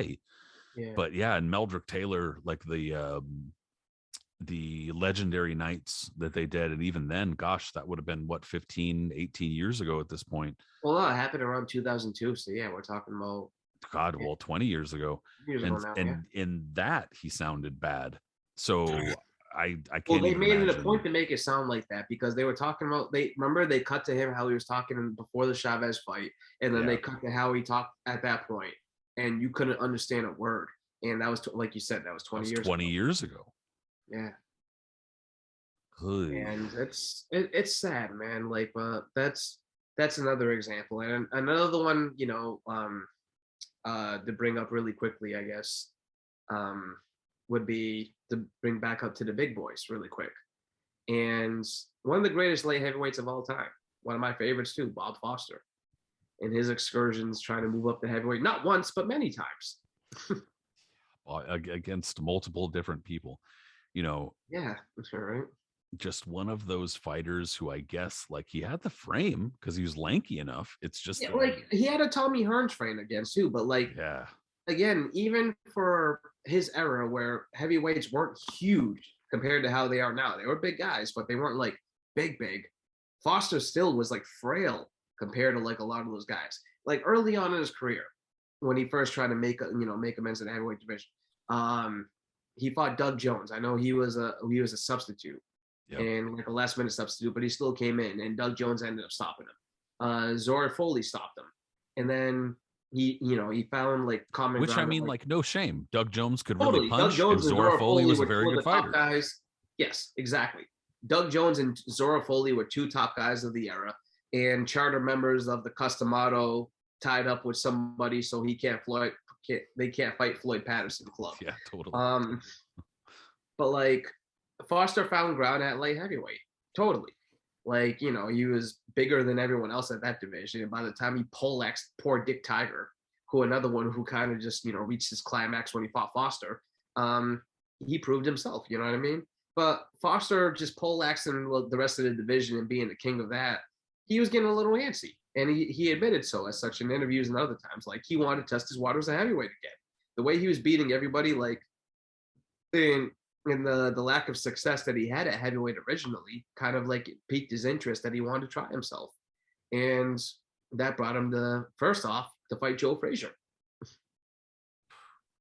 Man, almost lost his entire upper body fighting Joe Frazier. My God. Yeah. I mean, And bro, here's the thing. He actually hurt Frazier early on. He did land a couple of shots. Well, and he's kind of like Tommy Hearns. He's got that kind of frame. I Yeah. don't, and again, like I don't have that much fighting experience, but I have fought dudes who are like way taller. And there's something about dudes who have those like 9 foot long arms that like they throw a punch and by the time it hits you, it feels like that shit's got an anvil on it. Like it feels Totally. like that shit came from Kentucky and that shit just picked up momentum by the time it hit you. And it's the same type of shit, dude. Like it's like I remember dude, I want to say that it was might have been George Foreman, but somebody who was commentating on HBO used to always say, the longer a punch goes, the more it's going to hurt you, or like the farther a punch travels, the more it's going to Mm. hurt you, which I don't think it quite works that way per se, but it was just something about those lanky guys, the Hearnses, the Bob Fosters, that like, God damn, just don't let them get their paws on you. And Bob Foster had that kind of frame and that kind of power that I guess just carried up. It was just that number one, the fighters he was fighting when he did move up were good, not his fault. And Yeah. number two, they had enough power and enough, skill that it was just that raw power that Foster had wasn't that alone was not going to be enough. It wasn't And like he again, couldn't like it wasn't box. like Foster. He had commendable efforts. Like I said, he hurt Frazier. He hurt Frazier early on in I think in round one before Frazier actually poleaxed him in the second round. And when he moved up again in 1972 to fight Muhammad Ali in that doubleheader where it was called the Soul Brothers against the Corey brothers. Yep. Wait, no, excuse me. Not definitely wasn't that. No, that wasn't it because Bob Foster fought Mike Corey and Ali fought Jerry Corey in a rematch. Excuse me. Yeah. So that I fucked that up. No, but I'm with you. I'm with No, you. no. It was early. It was around that time when Bob Foster. It was in Tahoe, Nevada, and Mills Lane was the referee, and Bob Foster fought Muhammad Ali for the NABF Heavyweight Championship, and in that fight too, Foster had success. Don't get me wrong. He cut Ali. That was the first time Ali was officially cut in a fight, and Ali took a little bit of punishment, but Ali also dropped Foster like a dozen times too, Like he got mad. Yeah. And the way Foster would drop, like you said, he just crumbled, bro. It wasn't just like, a flash knockdown. He would just drop in heaps. The Ali Foster fight, dude, has like, honestly, I've seen a lot of fight photos, obviously, and I know you have too. Yeah. But that has some of the coolest fight photos from that fight, especially Totally. because there's overhead shots and then the color of the ring is that blue that you don't see that often. And I think that you don't see it as often now because it comes off looking really awful on TV. Like certain colors, like you remember one of the, I can't remember which one, I guess it would have been the first Duran Leonard fight. They had the green ring, and it's like Yeah. when you rewatch it, it looks fucking awful. Like it's like you're like ah, Totally. it's Yeah. terrible. And it's the same kind of, but in the photos it looks beautiful. There's really cool photos, photos from the Ali Foster fight for whatever reason. I love those photos. But anyway, back to the actual fights. Dude, Foster, he was skilled. He wasn't an unskilled guy at all. It was just that his chin was kind of suspect. He fought like he didn't give a shit that his chin was suspect. Like he wasn't trying to really, And he wasn't built, man. He didn't have the weight to like really handle a major heavyweight puncher. And Foster came of that era too, I think. And I think you would agree with that. Where like they were transitioning to like the really bigger guys of that point. yes, That like it was exceeding the size of him, even though he was a tall Yeah. guy and lanky. Like he was bigger than Frazier height wise, but like just in terms of actual size, it was just exceeding where he was at. 20 years earlier, heavyweights were more his size. Yes, totally. For sure. Like, but then they had like the Buster Mathis seniors, even Muhammad Ali, he was 6'3", 215, and that was just bigger considered guys pretty in big. general. Yeah. Yeah, that was considered pretty big at the time. But Like yeah, Foster would have totally struggled in terms of strength and size with guys like Ron Lyle, Ernie Shavers, Jeff Merritt, Tiger Williams, even Joe Bugner. Well, I'm not going to say Foster probably skill-wise Foster would be him, but just like size-wise, like guys like that, yeah, they were just getting a little bit bigger. So yeah, that totally makes sense. And I mean, it's just he just didn't have the size to push those guys off. And I guess his power was just not quite enough to. I mean, at light heavyweight, he was knocking dudes clean the fuck out. Clean. Vicente Rondon got it bad against the ropes. Like, How got caught dare up he on the become a ropes. secondary champion while Foster was champion? Very, very good fighter, but actually got caught up on the ropes and just hammered, absolutely hammered. Mike Quarry, we thought he was dead for a couple seconds. Dick Tiger, who was Dick one of the most Tiger terrible fighters in obliterated. history, and just got absolutely obliterated with one left hook that took his head and knocked into the cheap seats of Madison Square Garden. Yeah. Terrible. So, I mean, I think that says that kind of just illustrates the point that we're making, that it's just like, there's a wall, dude. And Bob Foster, unfortunately, found that wall against some really great fighters, No, he totally did, man. And like, I think he even admitted it later on too, like in different interviews and stuff like that. He knew where it lasted. And like, he just came in one of those eras. If he came in a different era, even after that too, with like some guys skill wise, where even though they were bigger, they were just so like awful skill wise that he could have exploited that. He came of age where, again, he was come from the late 60s into the early 70s and the golden age of heavyweights. He was a pro from the early 60s. Like, there was just no way that he was going to be able to like make a big splash into the heavyweight division to have moderate success. And that's okay. Like Archie Moore, for instance, as arguably the greatest light heavyweight of all time, from certain historians. When he moved to heavyweight, he had moderate success. He did have, like, even though he lost to Floyd Patterson and he lost to Rocky Marciano, he did beat a lot of top contenders and was considered a top contender, or if not the number one contender, for a number of years. But again, sometimes it's too much of a leap.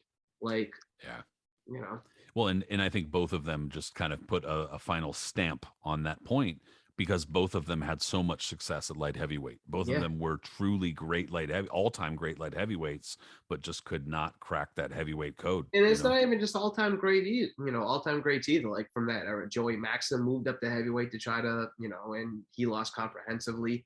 Hell, even Bobo Olsen, of all people, at one point was like contemplating moving up to heavyweight to try to challenge for the crown. Like, yeah, bald ass Bobo Olsen would have gotten handled badly. You think, whether it would have been Patterson, Marciano, or God forbid Sonny Liston, what he would have done. Oof. God damn.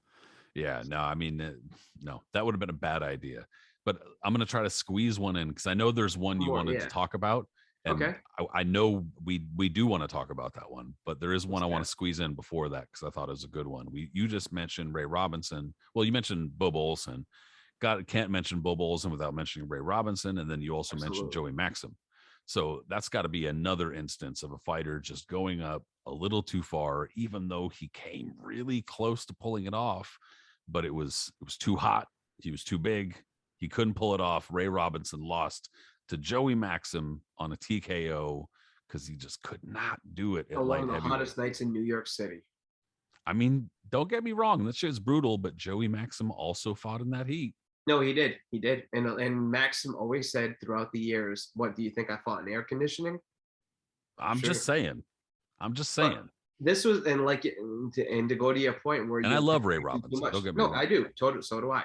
But to add to your point, you're totally right, Pat, because Ray Robinson had to exert a lot more energy than Joey Maxim had to do in that fight. Yes, Joey Maxim was losing the fight comprehensively. There's no denying that. Robinson was outboxing him. He wobbled him a couple of times. He was overall beating him. But to do that, he had to exert a lot of energy, a lot more than Joey Maxim had to, because Maxim was the naturally bigger guy, and he wasn't as active as Robinson would have been.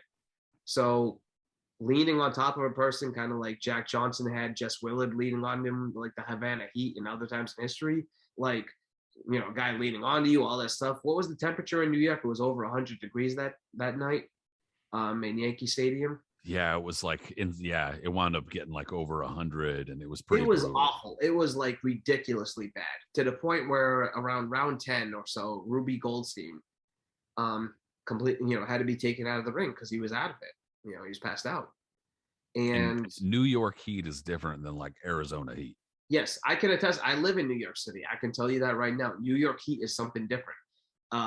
Shit is like oppressive. Oh, it's bad, bro. It's so just sticky and like it's not dry heat at all. It's just very, very heavy in there, and it's not Pass. fun, man. And with everything's so condensed with the buildings and all this stuff and people right next to you, it's not a good thing. So combine that, the New York heat that's going on, it's like a heat wave, an unusual heat wave in New York going on. And combine that with all the ring lights and everything else going on above the ring over there, and you're looking at an absolute sauna. Like the ring, Yeah. it had to have been a close to like 120, 130, maybe even close to 140, in terms of how actually hot it was. Like it was disgustingly hot to the point where there was no business do you have an actual prize fight between two guys going on in that type of heat. That should have been illegal. There's Yeah. no. At this And point in 1952, it wouldn't have been nearly as bad, I don't think. And and I think that also they probably just would have been in that window where it was right before TV really blew up, yeah, but it was after like the advent or not the advent, but after seeing movies in theaters had gotten mm-hmm. really popular. It was still popular enough, but not like a handful of years earlier. And so I think that something a lot of people discounted was the lights that they had to use to light up the ring for TV, because it wasn't just the spectators. They had, because TV rights and TV money had started to enter the equation. Yep. And so that means that they had to make sure this shit looked good on TV. And so the lights that they used to light up the ring on TV were fucking brutal, bro. Yeah, totally. And Robinson, the naturally smaller guy who's been exerting all kinds of crazy energy, is being affected by this. And if you watch, for instance, like they talk about this pretty thoroughly in the HBO documentary that they did in the late '90s on Sugar Ray Robinson, you see it. Like he's winning the fight. He was like outboxing Maxim, who was a very, very good fighter in his time, a Hall of Famer, and somewhat underrated today because of the era he competed in. But like a very, very good guy. But Robinson was doing his business against him. Robinson, pound for pound, skill for skill, was above, heads and shoulders above Maxim. But again, like you said, like Maxim is exerting his weight on him, his energy. Robinson is like using so much punches, like he's throwing out there. Maxim can take it. Robinson's a naturally smaller guy. Like Maxim is a guy that went to distance with Ezra Charles, Archie Moore, and a host of other big guys. The only time he was ever knocked out was on a freak against Curtis Hatchman Williams. Not Williams, Shepard, excuse me. Curtis Hatchman Shepard. So Maxim was not a guy that was going to get knocked out by anybody. He had a steel iron chin. And Robinson using all this, exerting all this energy, this crazy heat. Of course, he's wilting. And I forgot what round it was, but it happened again years later when Meldrick Taylor against Chavez. Robinson, I believe, threw a punch, got wild, and fell to face first on the canvas. Correct? I'm pretty sure it was the last round, the 13th round, because he threw like a wild punch and like could like barely even get himself up off the floor. And the way he was carried back, and you see in the HBO documentary, you see it zoomed in on him. Robinson is held on. He has nothing to him. He's being dragged back by George Gainford and his trainers. Like he is just, a wet blanket. It's scary to see because he's suffering from heat stroke and a bunch of other ailments at this point. And according to everybody, and they weren't bullshit, and he almost died after that fight. Like that was really bad. He was extremely sick. He, suffered from major heat stroke. He had different like hives and lesions all over him. Like he was really messed up. High fevers, like that was dangerous. That was really, really bad. And he ended up retiring after that fight. It convinced him to retire for almost 3 years. Yeah, totally. Which was, roughly his prime, at least in terms of his age. And especially when you consider he came back and just tooled the middleweight championship a handful of times. So, I mean, that it was a significant, he obviously put his body through it that night, clearly. No, he really, really did, man. And it's crazy to see because if Robinson had a good chance, if he had passed away that night, like the whole history of boxing would have been changed today in terms of all kinds of stuff. Like it just would have been crazy, Yeah, no shit, dude. That's happy for a whole bunch. And according to his family, they said he was close to death, and I don't think they were fabricating that. I wouldn't. Well, I mean, I wouldn't be that surprised, dude, because if you look at the way that Ray Robinson looked after that 13th round, Yeah. extremely similar to how, like, I mean, just something that sticks with me about the Thrilla in Manila is the way that right before Eddie Futch stops it, they're talking about in Muhammad Ali's corner, like we're about to stop this shit, and he's looking and he's going, like looking around him, like looking at Joe, like, please fucking stop this, stop this guy so I don't have to fucking stop it in my own corner, and it's like, I'm not saying Maxim looked that way, but just the way that Ray Robinson was so like, like laid out is the same way that both Ali and Frazier looked at the end of the Thrill in Manila. Like they just didn't have anything. They had nothing physically left to give. Nothing. Absolutely nothing. It's amazing shit, from a human perspective, and the fact that he was able to come but back. That a person could push themselves to that type of limit. Yeah. To get to them, that like nothing. And he still came back. Last somebody. And he still came back. He still came back and won the middleweight title, like, more than once. It's just amazing. I mean, he had to take a break for it, but yeah, like, I mean, Robinson lasted up until around 1965 or so. So it's like, it's incredible. Yeah, it's crazy shit. So I thought that was a pretty good classic. No, that was definitely a good one too. And I'm not going to go into it, but because everybody knows the story, but you got to mention Alexis Arguello as well. So. No, that's the one that I figured you were going to want to talk about, because it's your. Oh well, yeah, totally too, man. Arguello, yeah, a guy that one of my all-time favorites, a lot of people's all-time favorites. And well, he was going for his first to be the first person to win 4 titles in 4 different divisions, correct? Yeah, so because he had featherweight, 130 pounds, 135, and was going for 140 with Aaron Pryor. And not only that, Arguello always prided himself on challenging the best in the divisions. He beat Ruben Olivares for his first championship. Lost to Ernesto Marcel, an incredibly, criminally underrated champion, in his first shot at a world championship. Marcel should be in the Hall of Fame, but he's unfortunately not at the moment. Moving on, like when he moved up to junior lightweight, Alfredo Escalera, even though he probably should have lost his fight with Tyrone Everett, was considered the man at 130. Arguello ended up beating him in a very brutal fight, and then beat him in an equally brutal rematch. And then when he moved up to 135, the same thing. He challenged Jim Watt for the championship. Jim Watt at that point was considered the man of the division, whether granted or not, but he had beaten Sean O'Grady. He had developed himself as a very top champion, also scored an upset in a fight that a lot of people thought he would lose against Howard Davis. Like, Watt was an established champion. Instead of challenging a guy like Ernesto Espana or Hilmer Kenty, both credible fighters, but not on the level and respectability of Watt at that point, and Arguello beat him comprehensively, sent Watt into retirement. So, and if you look at too, like, the level of title defenses he had made, like Arguello had cleaned everybody out, man. All the guys at 130 who would end up having that round robin in the early 80s, late 70s, early 80s, like Cornelius Boza Edwards, Bazooka Lemon, Rolando Navarrete, Bobby Chacon. Arguello beat all of them. And so the inevitability was that he wanted to challenge for a 4th world championship. So when he was looking to move up to 140 at the junior welterweight division, who was he going to fight? Hilmer Kenty? Not Hilmer Kenty. Saul Mambe. Saul Mambe was a very, very competent fighter, a genius of a boxer himself. A very, very good fighter, but a guy that wasn't quite on the level of the guy he ended up challenging, who was Aaron Pryor.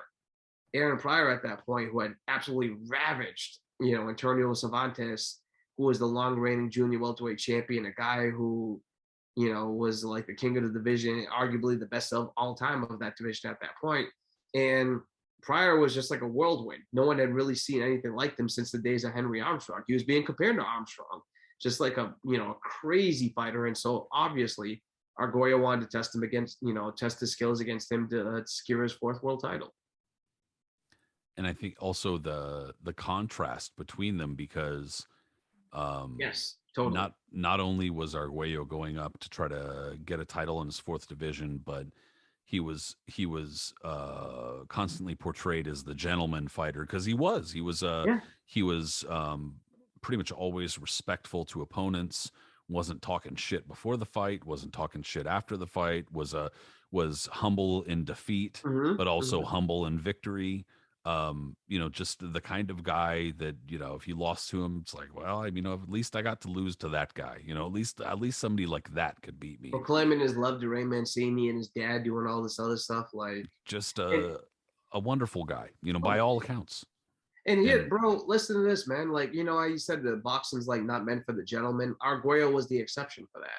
Everybody looked upon him as just being like that really nice guy. And the most glaring thing was before the fight, when the pre-fight introductions, Mr. Alexis Arguello. And when they introduced Aaron Pryor. And that even got Pryor irked, because he was like, how are you going to introduce them as Mr. Arguello? You can't call me Mr. Pryor? Like, the one with HBO when they did the Legendary Nights, right? Yeah. And they did the one on Pryor Arguello. I'm trying to think. There was a few people that have like since passed away that were like documented on that. And God, his name escapes me right now, but he was probably one of my favorite people talking on the documentary. Well, they had like Jose Torres. They had like obviously that Burt Sugar. Who else would they have had? For that one, gosh, I don't remember who they would have had for that one. I've seen them all, but it's been a while. But I should know his name. Like, it's just at the moment. But he was really great because he was featured on a lot of those because he was a prominent, sports writer who's since passed away on them. But Jerry Eisenberg? He was like, Jerry Eisenberg? Oh no, definitely not. He was that was a Jerry Eisenberg. But he owes, Mr. Alexis Arguello, the conquistador, beautiful, everybody elegant, all that, and then you have Aaron Pryor, who's Grendel. And that kind of summed it up at that point. Aaron Pryor was a guy who like came up from absolute chaos, who no one, at the 1976 Olympic trials lost to Howard Davis. Howard Davis ended up turning pro with a crazy CBS contract after winning an Olympic gold medal. Aaron Pryor turned pro with nothing. Aaron Pryor had to scrap for everything he had to go for in his career. You know what I mean? Yeah. Like nothing. Wasn't Howard Davis, didn't he win the Val Barker trophy too? Totally. Yes, he did. And I mentioned that too on a past show, that when the 30th anniversary at the Boxing Hall of Fame, the 30th anniversary, the 76 team was featured. Howard Davis was the last guy to get to speak ahead of Sugar Ray Leonard, which was pretty awesome because he was the head of the team. He was the captain of the team, the Val Brock, you mentioned the winner and everything like that. And he was the last guy that was able to speak. And that was pretty cool. Yeah, that was really unfortunate that he died when and how he did, unfortunately. Dude, oh my God, man. That's a whole story for another subject. But yeah, that's really, really unfortunate. But I'll never forget how proud he looked when he got up and he was the last one to kind of speak and sum up everything about the 76 team. And at that point, Leon Spinks was still alive, and a couple other men, like the whole team was there, with the exception of John Tate, who obviously passed away, and Clint Jackson, who I think was in jail. So, Sugar Ray Leonard spoke, both Spinks brothers spoke, Chuck Davies spoke, like all these different, all the guys that were part of the that 76 team, they all spoke. And then Howard Davis got up, and you saw like the look. He just had a glow in his face, like he was just very, he was the captain of that team. And even though he wasn't the most popular guy over the years like Leonard was, or whatever it may be, but like he was still the captain of that team. And he got up and he spoke like he was still the captain. He kind of summed up what that team meant and everything like that, and the whole journey. And all of them, even Leonard, all of them just kind of was looking at him still in admiration. That was a beautiful moment for him. And by literally every single account, he was like the nicest guy. Howard Davis was the nicest guy by all means. I've never heard a cross word about him one time ever. And he, his pro career obviously didn't pan out the way that his amateur career did, because he was an incredible amateur. Mm-hmm. But he fell short as a pro, but then he became a trainer. And yes. I want to say he trained with the UFC for a number of years too. Yes, he does. Yeah, he was their striker coach. Yeah, he was like their boxing coach for a number of years. And Yeah, incredible career. Pretty amazing that he, that would have been a pretty cool moment of that Hall of Fame for sure. But um, Howard Davis and figuring back into this entire equation with Alexis Arguello and Aaron Pryor, at 135 and 140 pounds, when Alexis Arguello moved up and he beat Jim Watt and then he beats Ray Mancini, like you said, he's kind of like professing his love and showing his gentlemanly qualities before and after that fight, really. And then I think that his last fight was that defense against Andy Ganigan, which was, a fun shootout against a guy who was a big puncher. And he wound up just totally chopping Ganigan in half with body punches. It was a fun, 4 or 5 round fight. Yeah, that was a beautiful performance. From there, he goes from Andy Ganigan to 140 pounds and absolutely blisters the shit out of Kevin Rooney, who later became known for training Mike Tyson.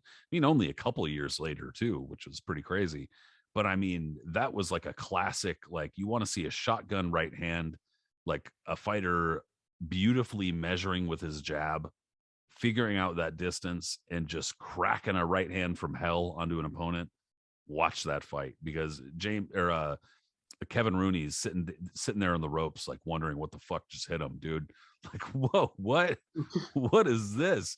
So that was his entry to 140 pounds. And so it's no wonder that anybody would be like, yo, this guy is gonna totally beat the shit out of Aaron Pryor, bro. Like, you give him that shot, god damn, nobody's standing up to that right hand. I mean, I want to say that Alexis Arguello hadn't lost in like 2.5 years or 3.5 years or something like that at that point. And his last loss was to like Villamar Fernandez. It was like a majority decision or something. So, I mean, this was not. Yes, it was Villamar Fernandez. Yeah, Villamar Fernandez, which is another upset decision. Yep. Yeah, like nothing to be ashamed of whatsoever. And it was a close decision. So, yeah, going into this fight with Aaron Pryor, this contrast of like, Alexis Arguello, he can't be stopped, but then there's Aaron Pryor. He also can't be stopped. Man, the build up to that fight would have been so amazing. Dude, I mean, watching it too today, like, considering where it happened, Great it happened fight. in Miami.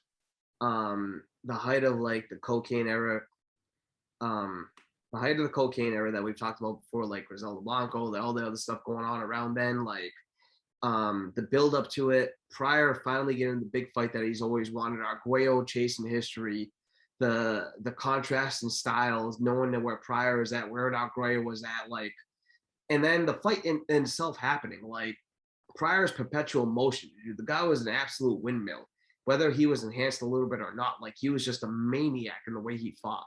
And Arguello and his precision punching and the way he was going back and forth, dude, it produced what was considered the best fight of the 80s, and with that whole, the black bottle, the one I mixed at the end, that still just added another layer to it that still holds true today of like mystery in boxing and whatever could be or whatever. Like, Pryor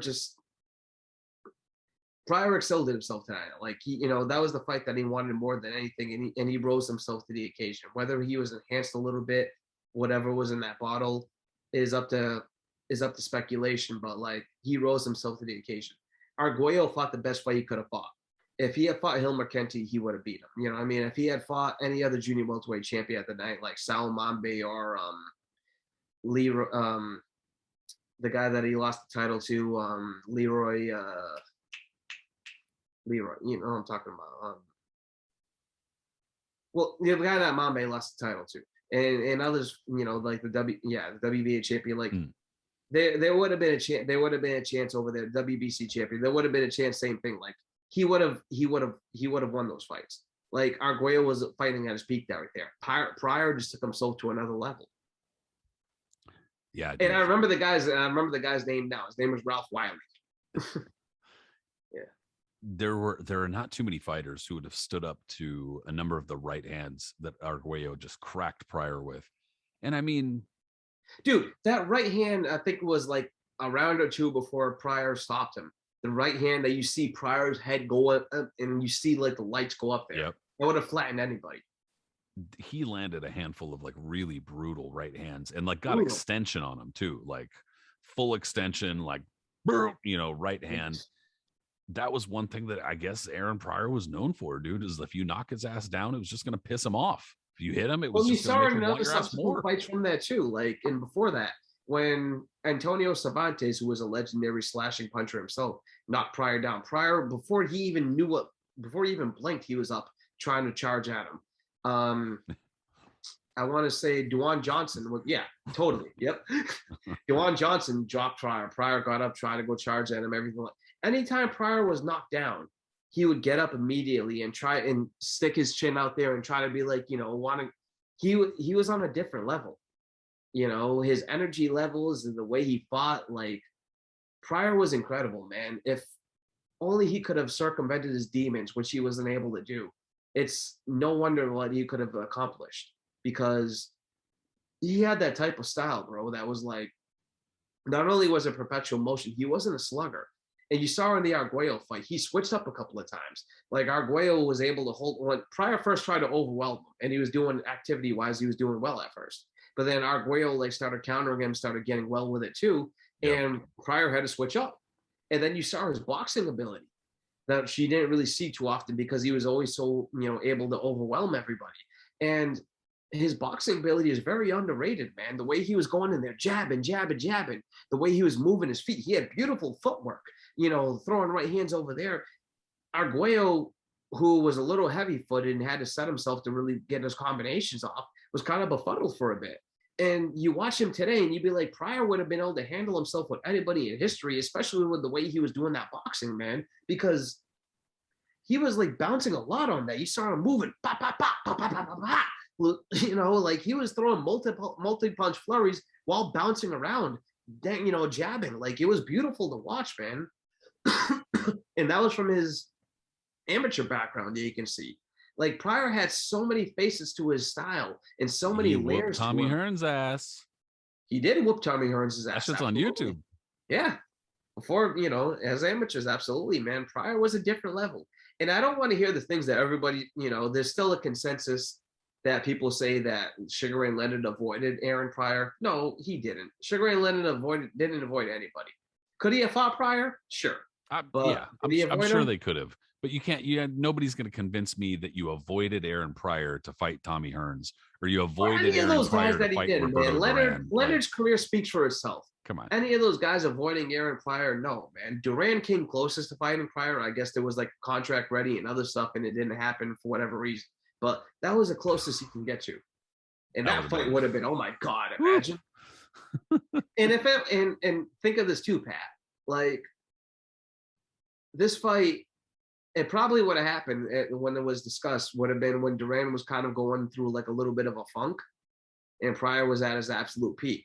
So them two combining at that point would have been really interesting, because a lot of people would be like, oh yeah, Duran would have beaten him. But if you think of when they actually would have fought, there's a lot of, could have gotten interesting very quickly. Very, very interesting. Totally. Yeah, man. Well, I mean, generally speaking, nobody's going to be able to convince me that, like, for instance, Roberto Duran avoided Aaron Pryor to like fight Hagler, or, you're not going to avoid Pryor and fight Hagler. You know what I'm saying? Like, so like Pryor, but he came along at the wrong time. And Pryor's lucky that he got the Arguello fight, because that's kind of felt, he wasn't going to get Leonard. He dogged him around. Remember, he crashed a couple of his press conferences trying to challenge him, all this other stuff. He was trying to challenge anyone else to get a big fighter out there. Arguello came up there. Arguello challenged him, and then ended up falling in his lap, and he ended up getting that fight. Like, that was a big one. And remember, sorry to interrupt, but Salvador Sanchez was going to get the Arguello fight. Yes, that was what was going to happen. That was another one too. Yes, if it was going to be, that's what they were trying to line up. They were openly trying to line up. Salvador Sanchez was going to step up to fight Alexis Arguello. And granted, that was like, the timing of all of this was super crucial, obviously, but Salvador Sanchez winds up dying in a car crash. Aaron Pryor winds up getting that fight, whatever it was, like not even a year later. Yeah, totally. It's crazy to think about, but that's all timeline wise, that's how it works. Yeah. So, I mean, even just that fight, Salvador Sanchez versus Alexis Arguello, that shit's got me salivating. I mean, dude, thinking about that, and if you go on the message boards, and it's really 50-50 in how people think, and it should be, because Sanchez was going to like jump over junior lightweight to challenge Arguello at lightweight. Like, Arguello was seemingly at its peak around junior lightweight. And it's fascinating to think about because Sanchez was, much more of a flurrier and like faster on his feet than Arguello was. But Arguello and how precise he was. And that, I mean, just goddamn, bro. That would have been a fight and a half. Oh, it's so sad like that. And that's the thing about boxing and these what ifs, how you can think about it when someone dies early or whatever it may be. Like you can speculate and everything like that. But that's one fight. It's so sad that it never came off. It really isn't, And it came so close too. And it really, really did. You know what I mean? Sanchez, it's been documented that he wasn't interested in fighting Pedrosa. Not so much that like he was worried about fighting Pedrosa, but just like he didn't want to fight for the WBA title. Like he was kind of loyal with him. Yeah. And he found Arguello to be the bigger challenge. And more money obviously would be involved in that. So like, Yeah. Don King being cozy with Don Jose Suleiman. Yeah, totally. That's just how it goes, Everything like that. Yeah, that was the fight that they wanted to make, and that was what they were trying to do, and so on. Yeah. Whew, man. Well, Alexis Arguello bit off a little too much and maybe Aaron Pryor, drank a little more than he could chew too. But Alexis Arguello, he hit Aaron Pryor with everything he had, and it just wasn't enough. He really did. I mean, when he hit him with the Sunday best, and then Pryor came out after taking the one I missed. Yeah. Brutal shit, bro. But that's just what happens. And this is the overarching theme of today, starting with Canelo running into Dmitry Bivol. And then we just took it back to history, dude. Everybody's got a limit. Every fighter can only go up to, their ceiling. And eventually we got to find out what that is. Totally. Hey, dude, I appreciate you doing this recap with me. I can't wait for this weekend, dude. Charlo Castano rematch is going to be a whole lot of fun. Talking history with you is always a lot of fun, dude. Always feel like I learned something every time we talk history. Hopefully other people do too, As do I, bro. Hell yeah, bro. Well, appreciate it, man. Hey, everybody who tuned into this episode, we appreciate you. If you listened in on one of the podcast apps, if you would do us a favor and subscribe, leave a comment, leave a rating. Those things are very helpful, and we appreciate you again. If you watched on YouTube, go ahead and subscribe there. Also comment, those kinds of things, very helpful there. On social media, the Knuckles and Gloves podcast is on both Facebook and Instagram. As far as us individually, my homeboy Aris here is on Twitter as Punch Zone Aris. Me, Patrick Connor, I'm on Twitter as Patrick M. Connor. Bro, we will talk soon, my friend. Most definitely, man. Peace out, everybody.